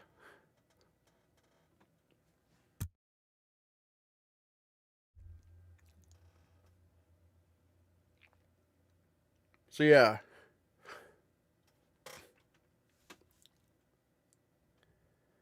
Next time, no bias against horror movies. Yeah, like, well, are you saying, like, for me? Because I don't have a bias against horror movies. Again, like, with the Oscars, I don't know. We still have to see what happens.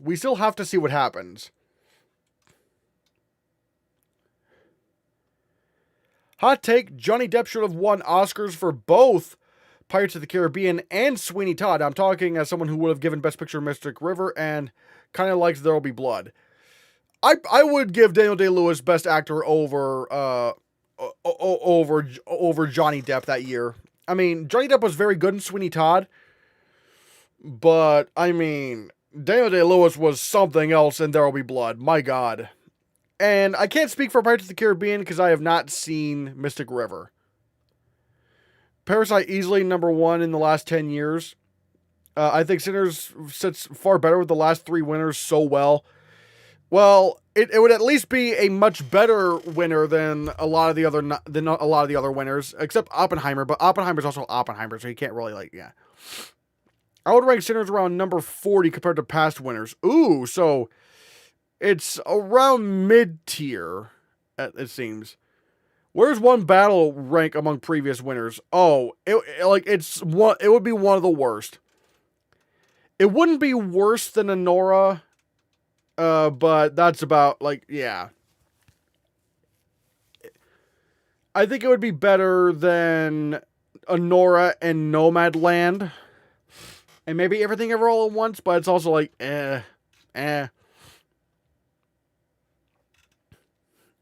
for nominations. What? I'm not sure what's being said there. For the ones I saw it's placed 7. Oh. What? Ooh, that's a good question. What's a controversial Oscar win you personally enjoyed in your opinion? All right. Let me think of some of the more controversial Oscar wins. I didn't mind Green Book winning Best Picture. Roma would have been a great winner too. But 2018 was also just not a great year for movies, so it's like Green Book winning, I'm fine with it. It's like I don't think it's a bad winner really. Like uh Bohemian Rhapsody winning film editing. I'm not upset over that. Like that Live Aid scene, that Live Aid concert at the end of the film, that is really well edited. That is really well edited. I'm perfectly content with that winning best film editing. The editing of Bohemian Rhapsody gets a bit too much of a bad rap.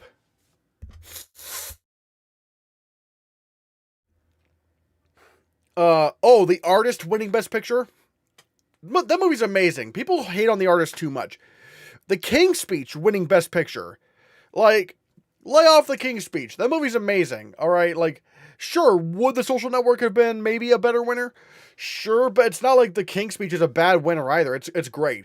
Even though I would have voted for none of those for best picture, my number one vote would have gone to Inception.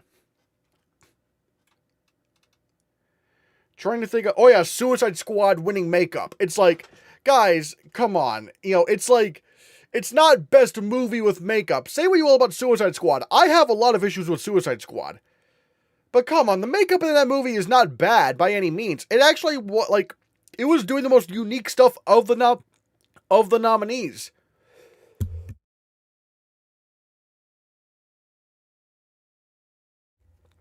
Like the way they designed Killer Croc, like that makeup was really cool. I thought you would have to do it with CGI. But no, they did it with makeup, and I thought they did a really great job with it. El Diablo looked amazing. Harley Quinn looked amazing. I think even like on paper, the Joker tattoos are pretty interesting designs. Again, how well that works in like the context of how the character is in the movie is one thing, but on like just as a pure design thing, it's really interesting to look at. Trying to think of like other controversial wins. I don't mind Toy Story 4 winning Best Animated Feature. I'm not sure if that would be my pick, but I don't mind the win in and of itself. Oh yeah, Gary Oldman winning Best Actor for Darkest Hour. I didn't like the movie. He was great in it. Maybe I should do a video on that. Maybe video. Oh yeah, also Eddie Redmayne for Best Lead Actor for The Theory of Everything. He 100% deserved that award. I don't give a shit what anyone else says. Maybe I should make that video. Maybe I should make a video about like the top 10 Oscar wins everyone hates that I love. Maybe I'll do that video. Honestly, I might actually make that into a video. So yeah. Also, thank you, Movie Guy, for the gifted membership. Kayla Sanders got a membership. Thanks, Movie Guy. Thanks. Everyone, give Movie Guy some blue Hannahcast heart emojis. Thanks, Movie Guy.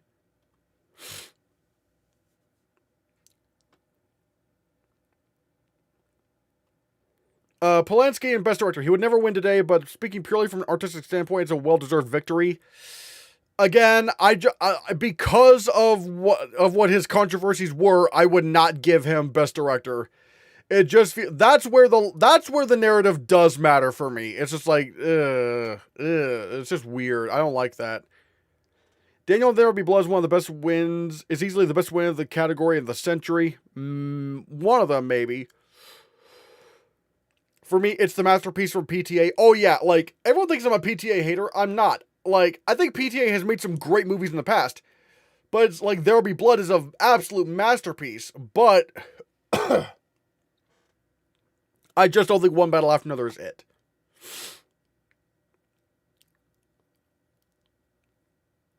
What if both the One Battle After Another's boys and supporting actor each win BAFTA and SAG? Well then, flip a coin, because I don't know who wins at that point.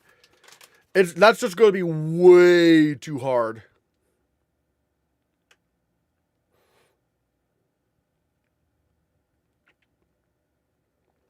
One Battle After Another is my fifth favorite film of all time, behind Hundreds of Beavers, 1, 2, 3, East of Eden, and Dr. Zhivago. Ooh. The Artist, Gigi, and Tom Jones are all excellent Best Picture wins. Yeah, The Artist gets too much hate. It really, like, look, what other alternatives were there? Like, people are like, oh, no one talks about The Artist anymore. It's like, no one talks about any of the movies nominated for Best Picture that year, guys. It's like, who can't, like, no one talks about any of the nominees for Best Picture that year. So it's just like, you might as well go for The Artist. At least some people remember that one. If it was up to me, I would have given Best Picture to A Star Is Born. Oh, that would not have been a bad winner. Everything Ever All at Once and Sinners Are Cousins. Oppenheimer is that one co-worker you see eye to eye with. Honora has matching bracelets. If Sinners wins, it would be the most distinct four stretch. Toy Story 3 would have been my number one. That's not a bad one. Also, what is your favorite movie of 2025? Sinners, easily. Imagine getting clipped, giving a standing ovation for, and having that cemented in your history. My ranking: There Will Be Blood, Magnolia, Punch Drunk Love, Boogie Nights, One Battle After Another, Licorice Pizza, Phantom Thread, The Master, Hard 8, and Inherent Vice. Ooh. Like, who remembers the 2014 lineup? Exactly. To be fair, a lot of people do remember Whiplash and Birdman and Boyhood. So it's like, that's not completely unreasonable. Like, especially Whiplash. Like, everyone knows Whiplash.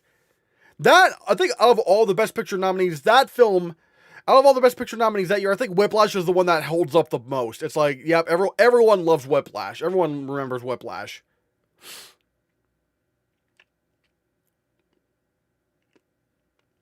Oh, wait, yeah, and Grand Budapest Hotel. It's like, yeah, no, 2014 had plenty of films that people remember. Yeah, 2014 had plenty of films.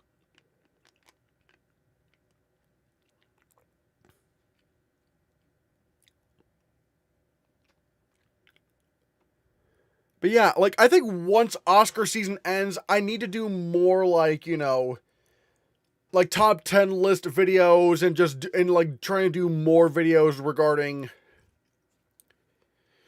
just kind of more editorial videos like that.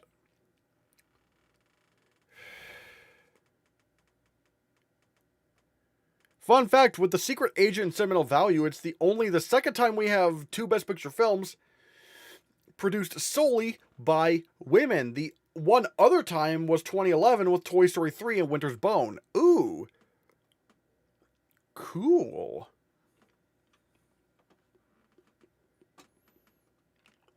Alright. So the goal ends in 41 minutes.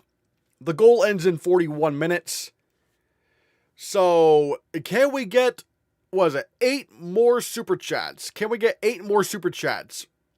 Can that happen? I don't know. I'll have to see.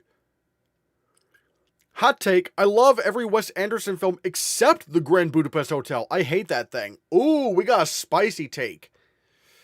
A take that's just like, spicy, ow, hot take. Definitely a hot take.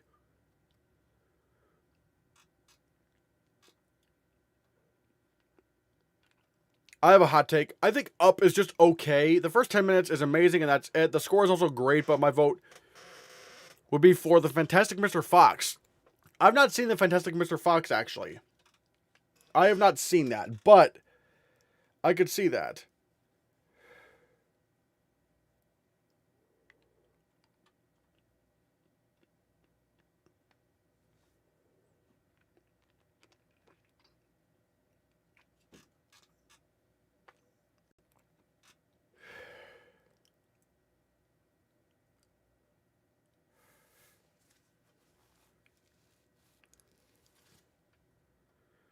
Also, Wonderful Story of Henry Sugar. I didn't really like it, but I did like the other 3 shorts. Ooh, I really did like The Wonderful Story of Henry Sugar. I thought it was really nice. It was really, like, that felt like Wes Anderson kind of back in his own thing, but then again, it was also a short film, so it's also like, it didn't get tiring like a lot of his other films recently.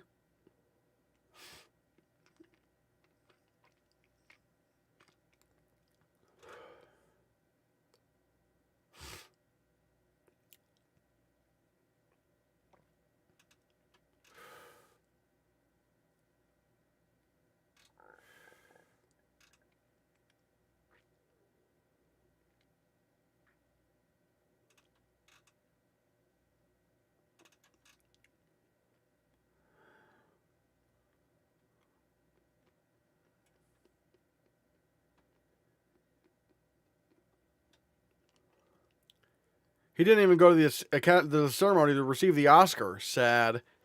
I mean, yeah, but I think he was like filming another movie. I think he might have been filming The Phoenician Scheme. If I'm gonna be, I think he was doing that.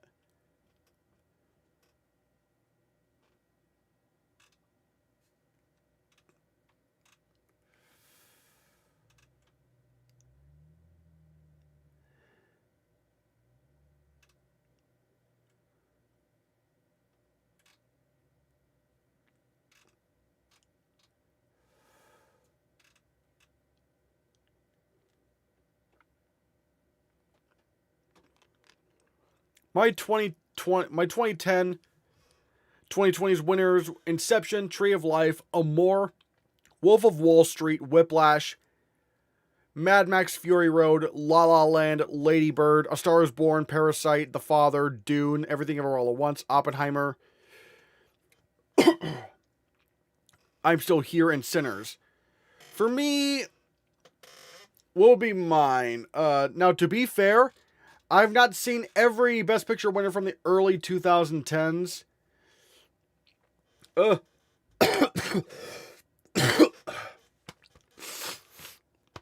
Ow. So take that with a grain of salt, but still. 2010, Inception. 2011, The Artist. 2012, Les Miserables. I love Les Miserables. Actually, yeah, I love Les Miserables so much. 2013, Gravity. 2014, Whiplash. 2015, Mad Max Fury Road.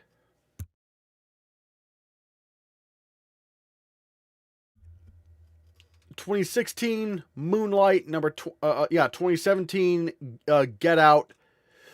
2018, Black Klansman. 2019, Joker. 2020, The Trial of the Chicago 7. 2021, West Side Story. 2022, The Fablemans. 2023, Oppenheimer. 2024, Dune Part 2. And 2025, Sinners. So yeah. What is Wicked for Good? At least got one nomination. Random question I can't... wait. What is Wicked for Good? At least one... What is Wicked for Good? At least got one nomination. Just a random question that came to my head. I have no idea what... I'm sorry, I have no idea what the question is supposed to be. I apologize. We need to do is this... what if? Oh, what if Wicked for Good got at least one nomination? Just a random question I got in my head. If it got one nomination, I would assume it would have been makeup. Because of, like, the extensive, like... Because, like, the makeup is the most new aspect of that film. With the whole, Tin Man and Scarecrow thing. That's the most new thing that they did in the film. So I would think that that would be the most likely nomination.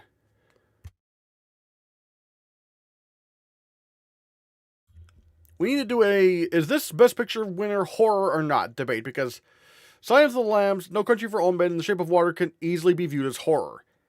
Silence of the Lambs, I could sort of see, but No Country for Old Men and The Shape of Water, I do not see as horror whatsoever. Did Annie Hall deserve Best Picture over Star Wars? I can't say that because I've not seen Annie Hall. If he doesn't win a more important Oscar, perhaps he'll become a Kubrick in that sense. Maybe many people think he hasn't won.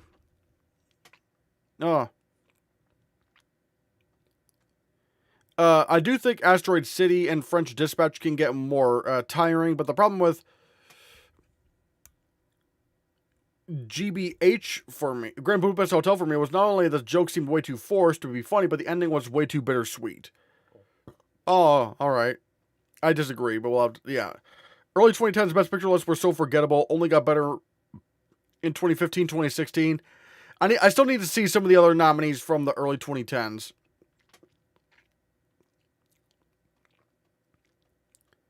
I'd say costume or production design. I would not say production design, because production design did repeat a lot of the previous sets, and costumes, they were different, but I feel like the makeup was the most different.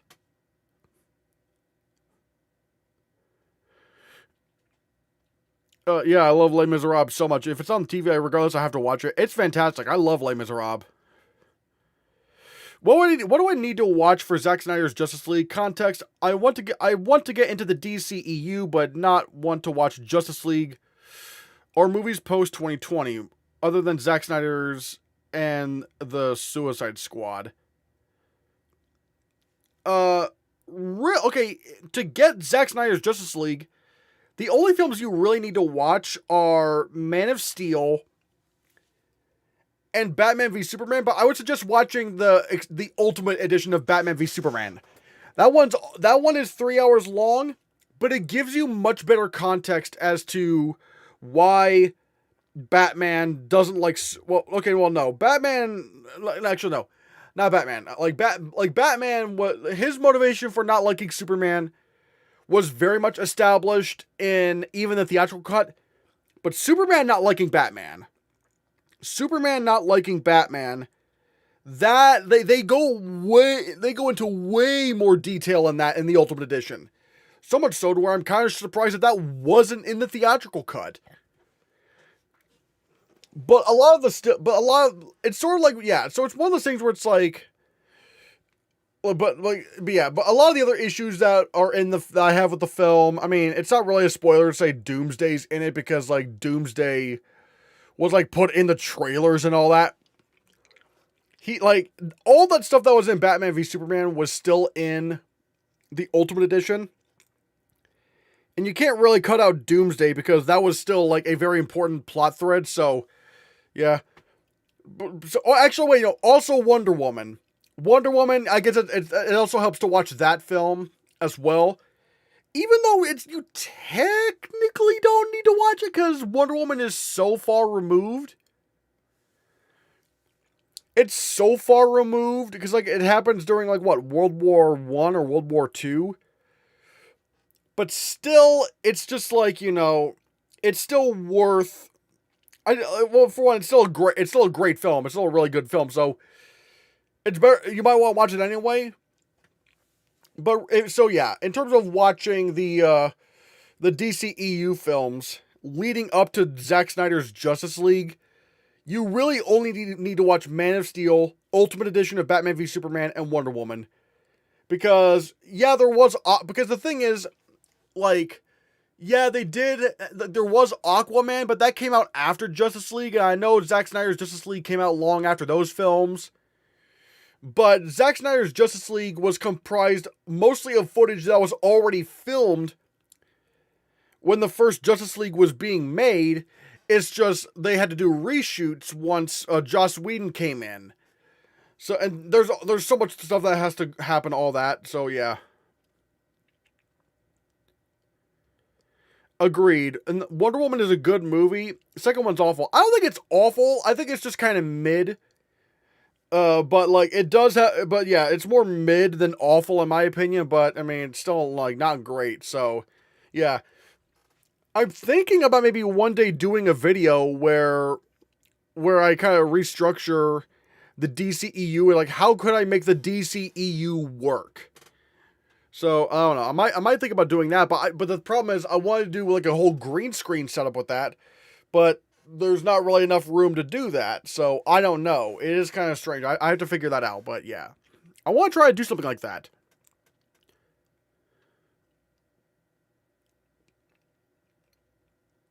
OMG, this week I was searching for what movie is the most disturbing history, and OMG, Solo is literally the worst movie ever made. It has like a very bad thing made by mankind.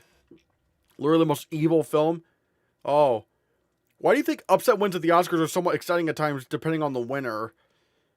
Because you don't expect it. I think that's kind of the reason. It's like you don't expect it, so it's like, oh shit, like it's the Wild West right now, so yeah. If you had to take 5 of the Best Picture noms this year out and replace them with 5, what would you choose? Let me look at what is nominated. Like, I would nominate Sinners. I would nominate Frankenstein, Marty Supreme, Hamnet, and Train Dreams. So I don't know, maybe I could take out Begonia, even though I wouldn't like taking out Begonia that much. But easily I put in no other choice. I'd put in no other choice. I put it in K-pop Demon Hunters. The voice of Hinder's Job, I'd put that in there. And it was just an accident. I would put that in there too. Man of Steel, Batman. Yeah, Man of Steel, Batman v Superman, Ultimate, Wonder Woman, Zack Snyder's Justice League. Got it, thanks. I'm going to watch Man of Steel right now. I've actually seen it a few years ago, but I forgot about it. Yeah, Man of Steel is very good. Like, yeah, like, I feel like, yeah.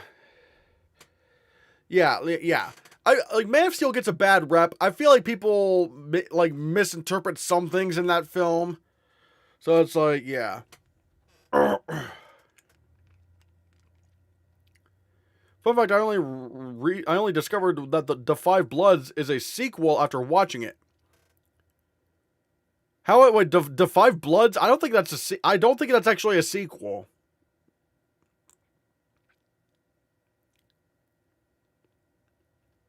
Yeah, no other choice, yeah. Missing one more. One more.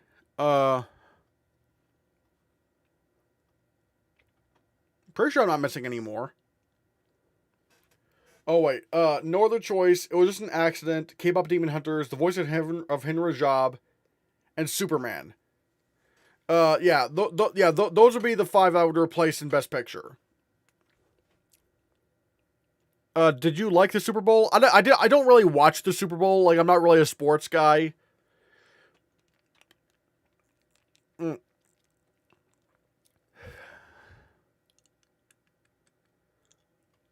Imagine this. If I had my own award ceremony and if any movie got nominated in only Best Picture and nothing else and also won it, how would you react? I'd be like, huh.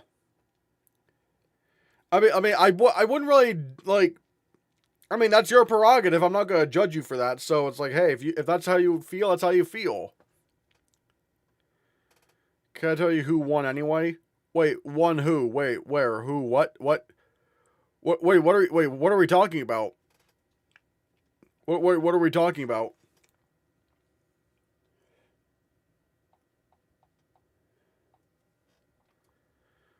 The Super Bowl? I'm pretty sure I know who won the Super Bowl. I don't really have much of a vetted interest in that. I don't really know. It's like,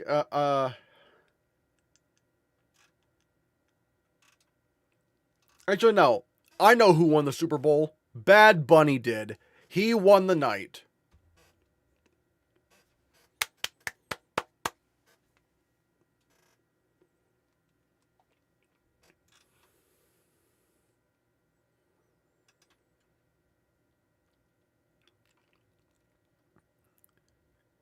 I didn't really care for the Super Bowl either. Yeah. Benito. Exactly. Yeah, Bad Bunny did sweep. I don't really listen to Bad Bunny, but that Super Bowl halftime performance was very powerful. That what, like, and anyone saying, "Oh, this is completely un-American," it's really dumb because it's like, one, Puerto Rico is literally part of the United States. Like, it's a U.S. territory, so he's American. But also, the whole message of that Super Bowl performance is like the most American thing you would want. It's like, and like, again, like the whole, like, if you're upset over the phrase, the only thing stronger than hate is love, if that upsets you, I really think you need to reassess your life decisions, because if that's the thing you get upset over, yikes. Did you listen to Kid Rock? Absolutely not. I would never be caught dead in a million years listening to that trash. He's fresh off of his Grammys win last weekend, if I'm not wrong. Yeah, Bad Bunny, yeah. Will you see the Mandalorian film? Of course, it's a Star Wars movie, of course. I'm very, like, cautious, though, because on one hand, do I think it's going to be badly written? No. I don't think it's going to be badly written. However, there is the issue, though.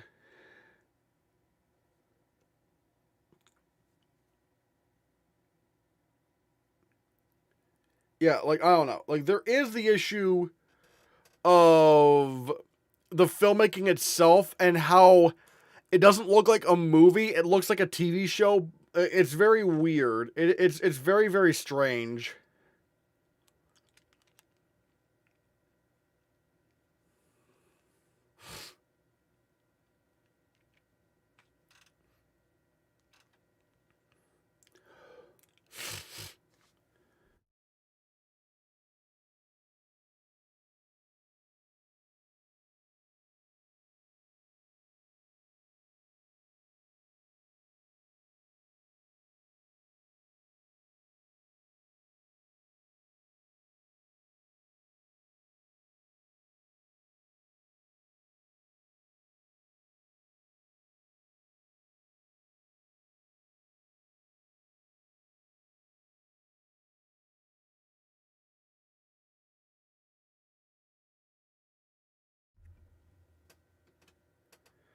Should the Academy not allow animated films that used AI to be eligible for Best Animated Feature? See, the AI thing is really interesting because it's like, to some extent, any movie that uses CGI, or really even animation in general, has some kind of artificial intelligence in there. Like, for example, simulations. Well, the computer has to figure out the math equations for how physics work, which is technically a form of artificial intelligence and problem solving. But obviously, that's not taking away jobs. But then again, there is the whole thing of generative AI. That does become an issue. So I don't know. I feel like there need to be really qualified people that need to talk about this. Because it's like, obviously we don't want AI movies getting nominated. But it's also like, you also have to make sure, because like, are they using AI as a tool to help polish what they've made? Or are they using AI to replace the creatives? That's the problem. How will the Mandalorian film do with an Oscar season next year? Visual effects, probably only that. Probably only visual effects. What do you think about Darren Aronofsky's upcoming AI film project? Oh, yeah, no, I'm not. Yeah, fuck that, no. See, that's just garbage. That's just straight up AI slop. That is just AI slop. Did you see the Melania film? I'm not watching that in theaters, no. What, like, no. Like, once it comes out digitally, I'll watch it through other means. Just to say that I did watch it. But I will not be paying money to see that film, no. There was a short film animated by AI, however, the design, story, and animation to fix what the AI messed up. See, yeah, I don't know, because that's the problem. The AI was used as the basis for everything. That's a problem, I feel. I feel like that is a problem. When you're using AI as the canvas. No. I think that's a big problem. You're lazy if you're using AI for the entire project. Yeah. Because, like, with AI, there really is, like, a big, like... With AI, there really is a... What's the word I'm looking for? There is a very tight rope you need to walk on for something like that. Because, yeah, like, it gets really, really tough. And you need to walk on, I'm trying to think. My brain is blanking right now. I'm sorry. I'm just like... Because again, to some extent, AI is in programs and has been for a long time. But it depends on what you're using it for. Like, for example, I have a software on there's my video editing software that uses AI to detect moments of silence, so it just edits those out. Yes, that is technically AI, but it's not creating anything. It's not replacing... It's not really replacing the creative process. So that's different than making like an AI video or using the AI as a canvas. So it's just it is very, very strange. Could you send AI to help fix issues at the end? again, it depends on what issues. See, that's the problem. It really is like a case-by-case basis. And like, it depends on like what the AI is being used for, how much of it is being used, all that stuff. It's very, very tricky stuff. Did you see the jungle video that the Trump administration put out? Oh, I didn't see it, but I know of it. Jesus Christ. But hey, the Trump administration's being racist. What? Like, who would have thought that? Who would have thought that that would happen?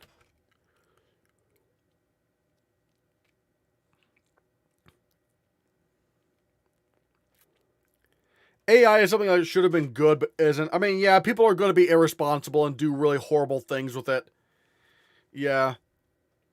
Apparently, the Melania documentary used a track from Phantom Thread's score, and PTA and Johnny Greenwood are demanding that the studio take it out. Yeah, that's not great. It's just like, ugh. What are they doing? Like, oh my god. But like, again, the Trumps are doing something illegal? Crazy. Crazy. And guess what? They're not going to face any repercussions for that. Nope. Not a damn thing is going to happen to them. We have 17 minutes until the goal ends. And we have 2 memberships. Not 2 memberships. 2 super chats. Can we get 8 more? Can we get 8 more memberships? We'll have to see. Yeah. Can we reach 10 memberships? They should pay attention on screenplays that relies on AI and the people, studios that make them. It's going to be a challenge to differentiate. For sure, man. We're so doomed. Oh my god. Like, that's the worst. That's the worst part about AI. It's like, now, whenever things even aren't AI, people are going to start thinking it's AI anyway. And it's just like, you can't trust anything you see nowadays. Regarding the DGA, they only got it wrong 8 times. What was expected is probably going to happen. Coogler will win the original screenplay as a sign for good work. Maybe we'll have to see. Has there been a time where we reached 10 out of 10 memberships? Oh, there have been times where we've blown past 10 memberships. I'm talking about 10 super chats. But hey, if you want to drop in gifted memberships, you can do that. You could do that too. That's fine with me. Anything helps support the channel. Or if you want, I could also drop in my Ko-Fi, and you could people could support me that way. Hold on.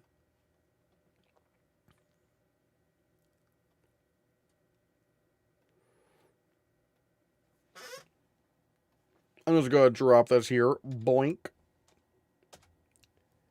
If you want to support us through Ko-Fi, that's fine. But if you want to do super chats or memberships, that's great too. Because keep in mind, for memberships, they are $2 a month. You get special perks like members only badges, emojis. We added 2 new emojis recently.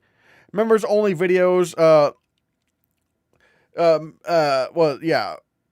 Early access to some videos. Members only live chats. Members only Discord server. And so yeah, you get a lot of cool stuff if you become a member. So please consider becoming a member. I can't see a world where Sinners wins Best Picture. No! No, we gotta wait till PGA! PGA! Ah! There's an upcoming film starring Jim Caviezel as ex-president Jair Bolsonaro, the Brazilian version of Trump. However, it was sued by Rihanna, I think, because it used one of her songs without permission. Again, why is it always like they're always doing this, man?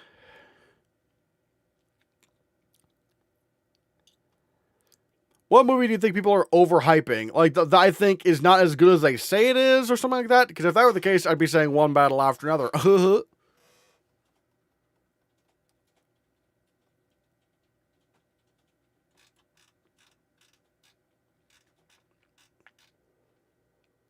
Unrelated, but how do you feel about the Discord controversy, and will you be giving them your information?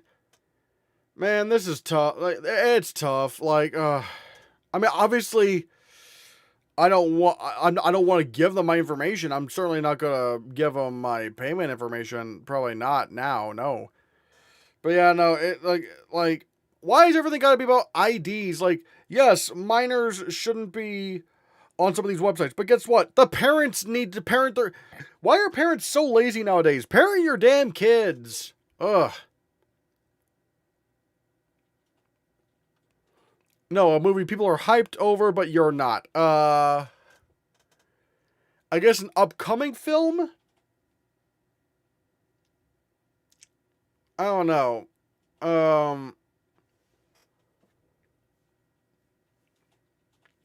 the entertainment system is down. Are people excited for that? I don't know. It's like the new Ruben Östlund film. I'm not excited for that at all.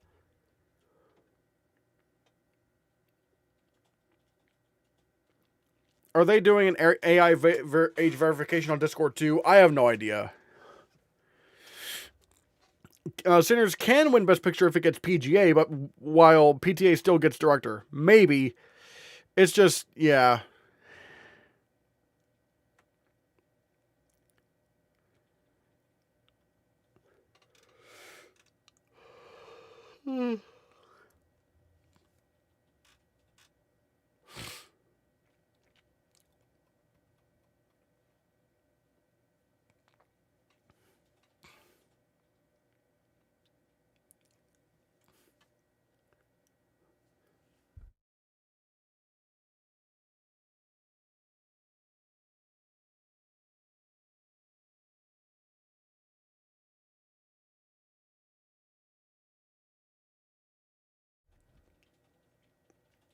For me, it's got to be Minions 3. Yeah. I mean, to be fair, that trailer was pretty good, but it's also Illumination, and it's just like, Mario, I want to be more excited for that, but it's also like, I just don't think the first Mario was that good, so, ugh. Brokeback still won PGA, but the Oscar went to Crash. Yeah, but that's the rare exception, though. That's the rare exception. And even then, Brokeback was the one that was still sweeping. So I don't know. Like it is also like it's just strange. It's just very strange. Like I don't know.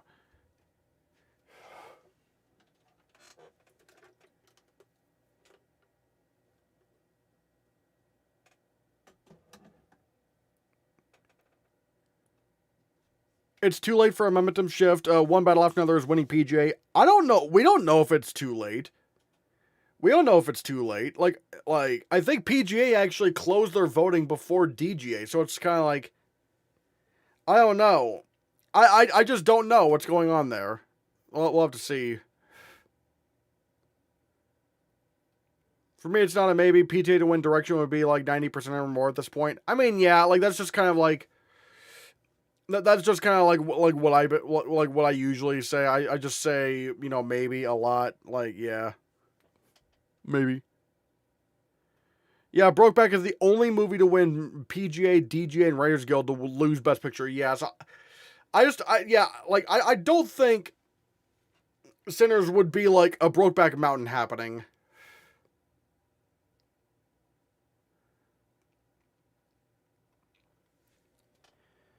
How could the potential Netflix Warner Brothers deal not? How could the potential Warner Brothers Netflix deal affect Oscar voting this season for films by those companies, including Netflix? I don't know. That's something that I cannot. That I cannot. What's the word I'm looking for? That is something that I can't really tell what's going on there. Are you going to be doing final BAFTA predictions? Yes. Also, if PGA closed before DGA, it might as well just go to one battle after another. But again, I don't know. It's just very strange. I don't know what's going on. Would Sinners win Best Picture if it released in the Anora year? Yes, I do believe Sinners would win. I do think that would happen. Yeah, I think Sinners would win.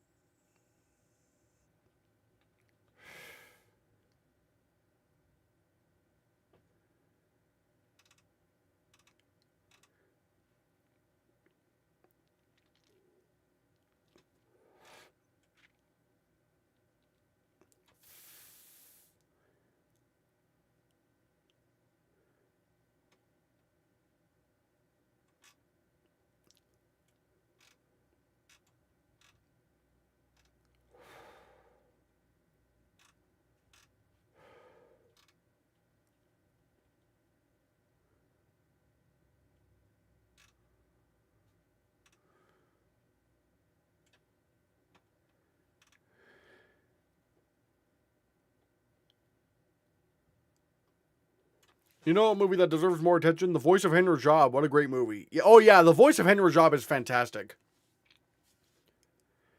I love that film a lot. Like, it was incredible.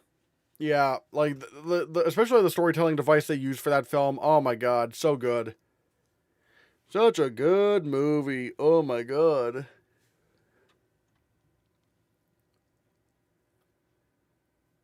How much more time left of this stream? Oh wait. Oh yeah, I just realized I went over 2 hours at this point. Yeah. You do have a point. What, it has been over 2 hours.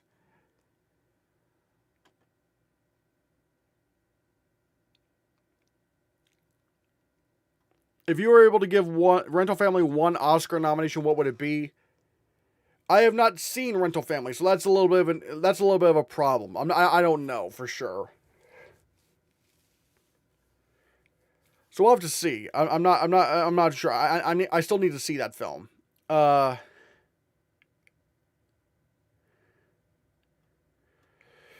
we switch over to a member stream when this stream ends? I need to think if I should do that, or if I should, like, you know, go for a members stream tomorrow morning or something like that. Maybe. I'm not sure. Something like that. Maybe a member stream tomorrow. Because I I'm just been feeling delirious. Like I've just been sick all week, and also the water's not on because our building manager is incompetent. So it's like, I don't like. I'll have to see. I do need to do a members stream, but it is tough. It is tough. I need to figure that out. Tomorrow I will be at school though. Ah, damn it. I have an idea. Maybe I will end the stream now, and then I will stream again. Maybe I could stream again at 6, but only go for about an hour at that point. Would that be fine? Would you guys be fine with that if I did that?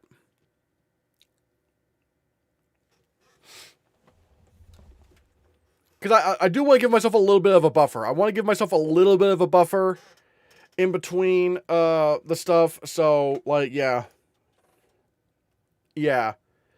Oh, well, Kid Lorenz, you gotta be remember, Kid Lorenz, you gotta try to be a member. You gotta see if you can become a member of the channel. Oh, and same thing with you, girly teen girl. So yeah, like, if you are able to become a member of the channel, like I said, it's only $2 a month. So, for context, which time is it for you in West Virginia? It is 5:05 p.m. right now.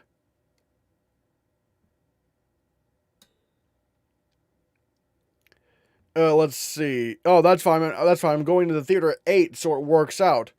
Hell yeah. Sounds good, says Movie Guy. Great stream today. Yo, Movie Guy! Thank you for the gifted memberships. 5 gifted memberships by Movie Guy. Thank you so much. Like, who got memberships? Ava Bundy, Felipe Borges, Majki Mikalski, Henrique Vital Martins, and Matt Pico Celebrati. Thank you, thank you so much, Movie Guy. Everyone, put in blue Hannahcast heart emojis for Movie Guy. Thanks, Movie Guy. Thanks. Thank you, Movie Guy, for the gifted memberships. So yeah, like, if anyone has any final thoughts, say them now before I go ahead and say them now before we end stream. So that, you know, so I can get ready for 6, like, to do a members stream at 6. But yeah, let me know. Like, anybody have any final thoughts before we head out?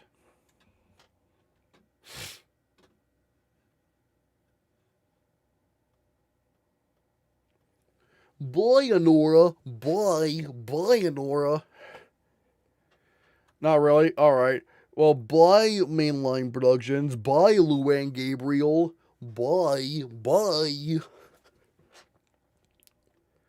One stream after another, I guess. Also, bye, Easty. Bye. If you're a Hannahcast channel member, make sure you put in those bye Hannahcast emotes. Bye. Bye, Luann Gabriel. Bye. Is everyone here US based? I'm not sure. I think one of them here is Brazilian, I think. But I'm not exactly sure. But we'll have to see. But yeah. Yeah, I'll probably get ready to... Actually, wait, no. I will hop off in about 2 minutes. Because, you know, there's still... Because technically the Super Chat goal is still up. The Super Chat goal is still up. So technically we could still try to see if we... We're probably not going to hit 10... We're probably not going to hit 10 Super Chats. But we still technically do have 2 minutes. So I think once that ends... That is when I will end stream. Yeah, last chance, guys, if you want to send any super chats. At least super chats in order to count towards the goal. Yeah, I'm in Canada. Yeah. Yeah, that's fine. That's perfectly fine. Yeah. That's what that was in reference to. Oh, is everyone here US based? Yeah, no. Yeah, movie guy's Canadian. I know someone is Brazilian, I think. Bye, Miss Desi. Bye, Miss Desi. Bye. Bye. Oh, and also movie guy's saying bye as well. Bye, movie guy. Bye. But yeah. But still, like I said, we have about a minute until the stream ends. So, are we able to get any more super chats? I mean, I guess technically during the member stream, that could also, like, one could also send super chats in there too. But, yeah. How many super chats can we get? I'm UK. Oh, UK. Oh. It'll be really interesting to see how the rest of awards races for 2026 will go. Anyway, I'm going to go now. Bye. Bye, Blue Lab. Bye. Bye, Blue Lab.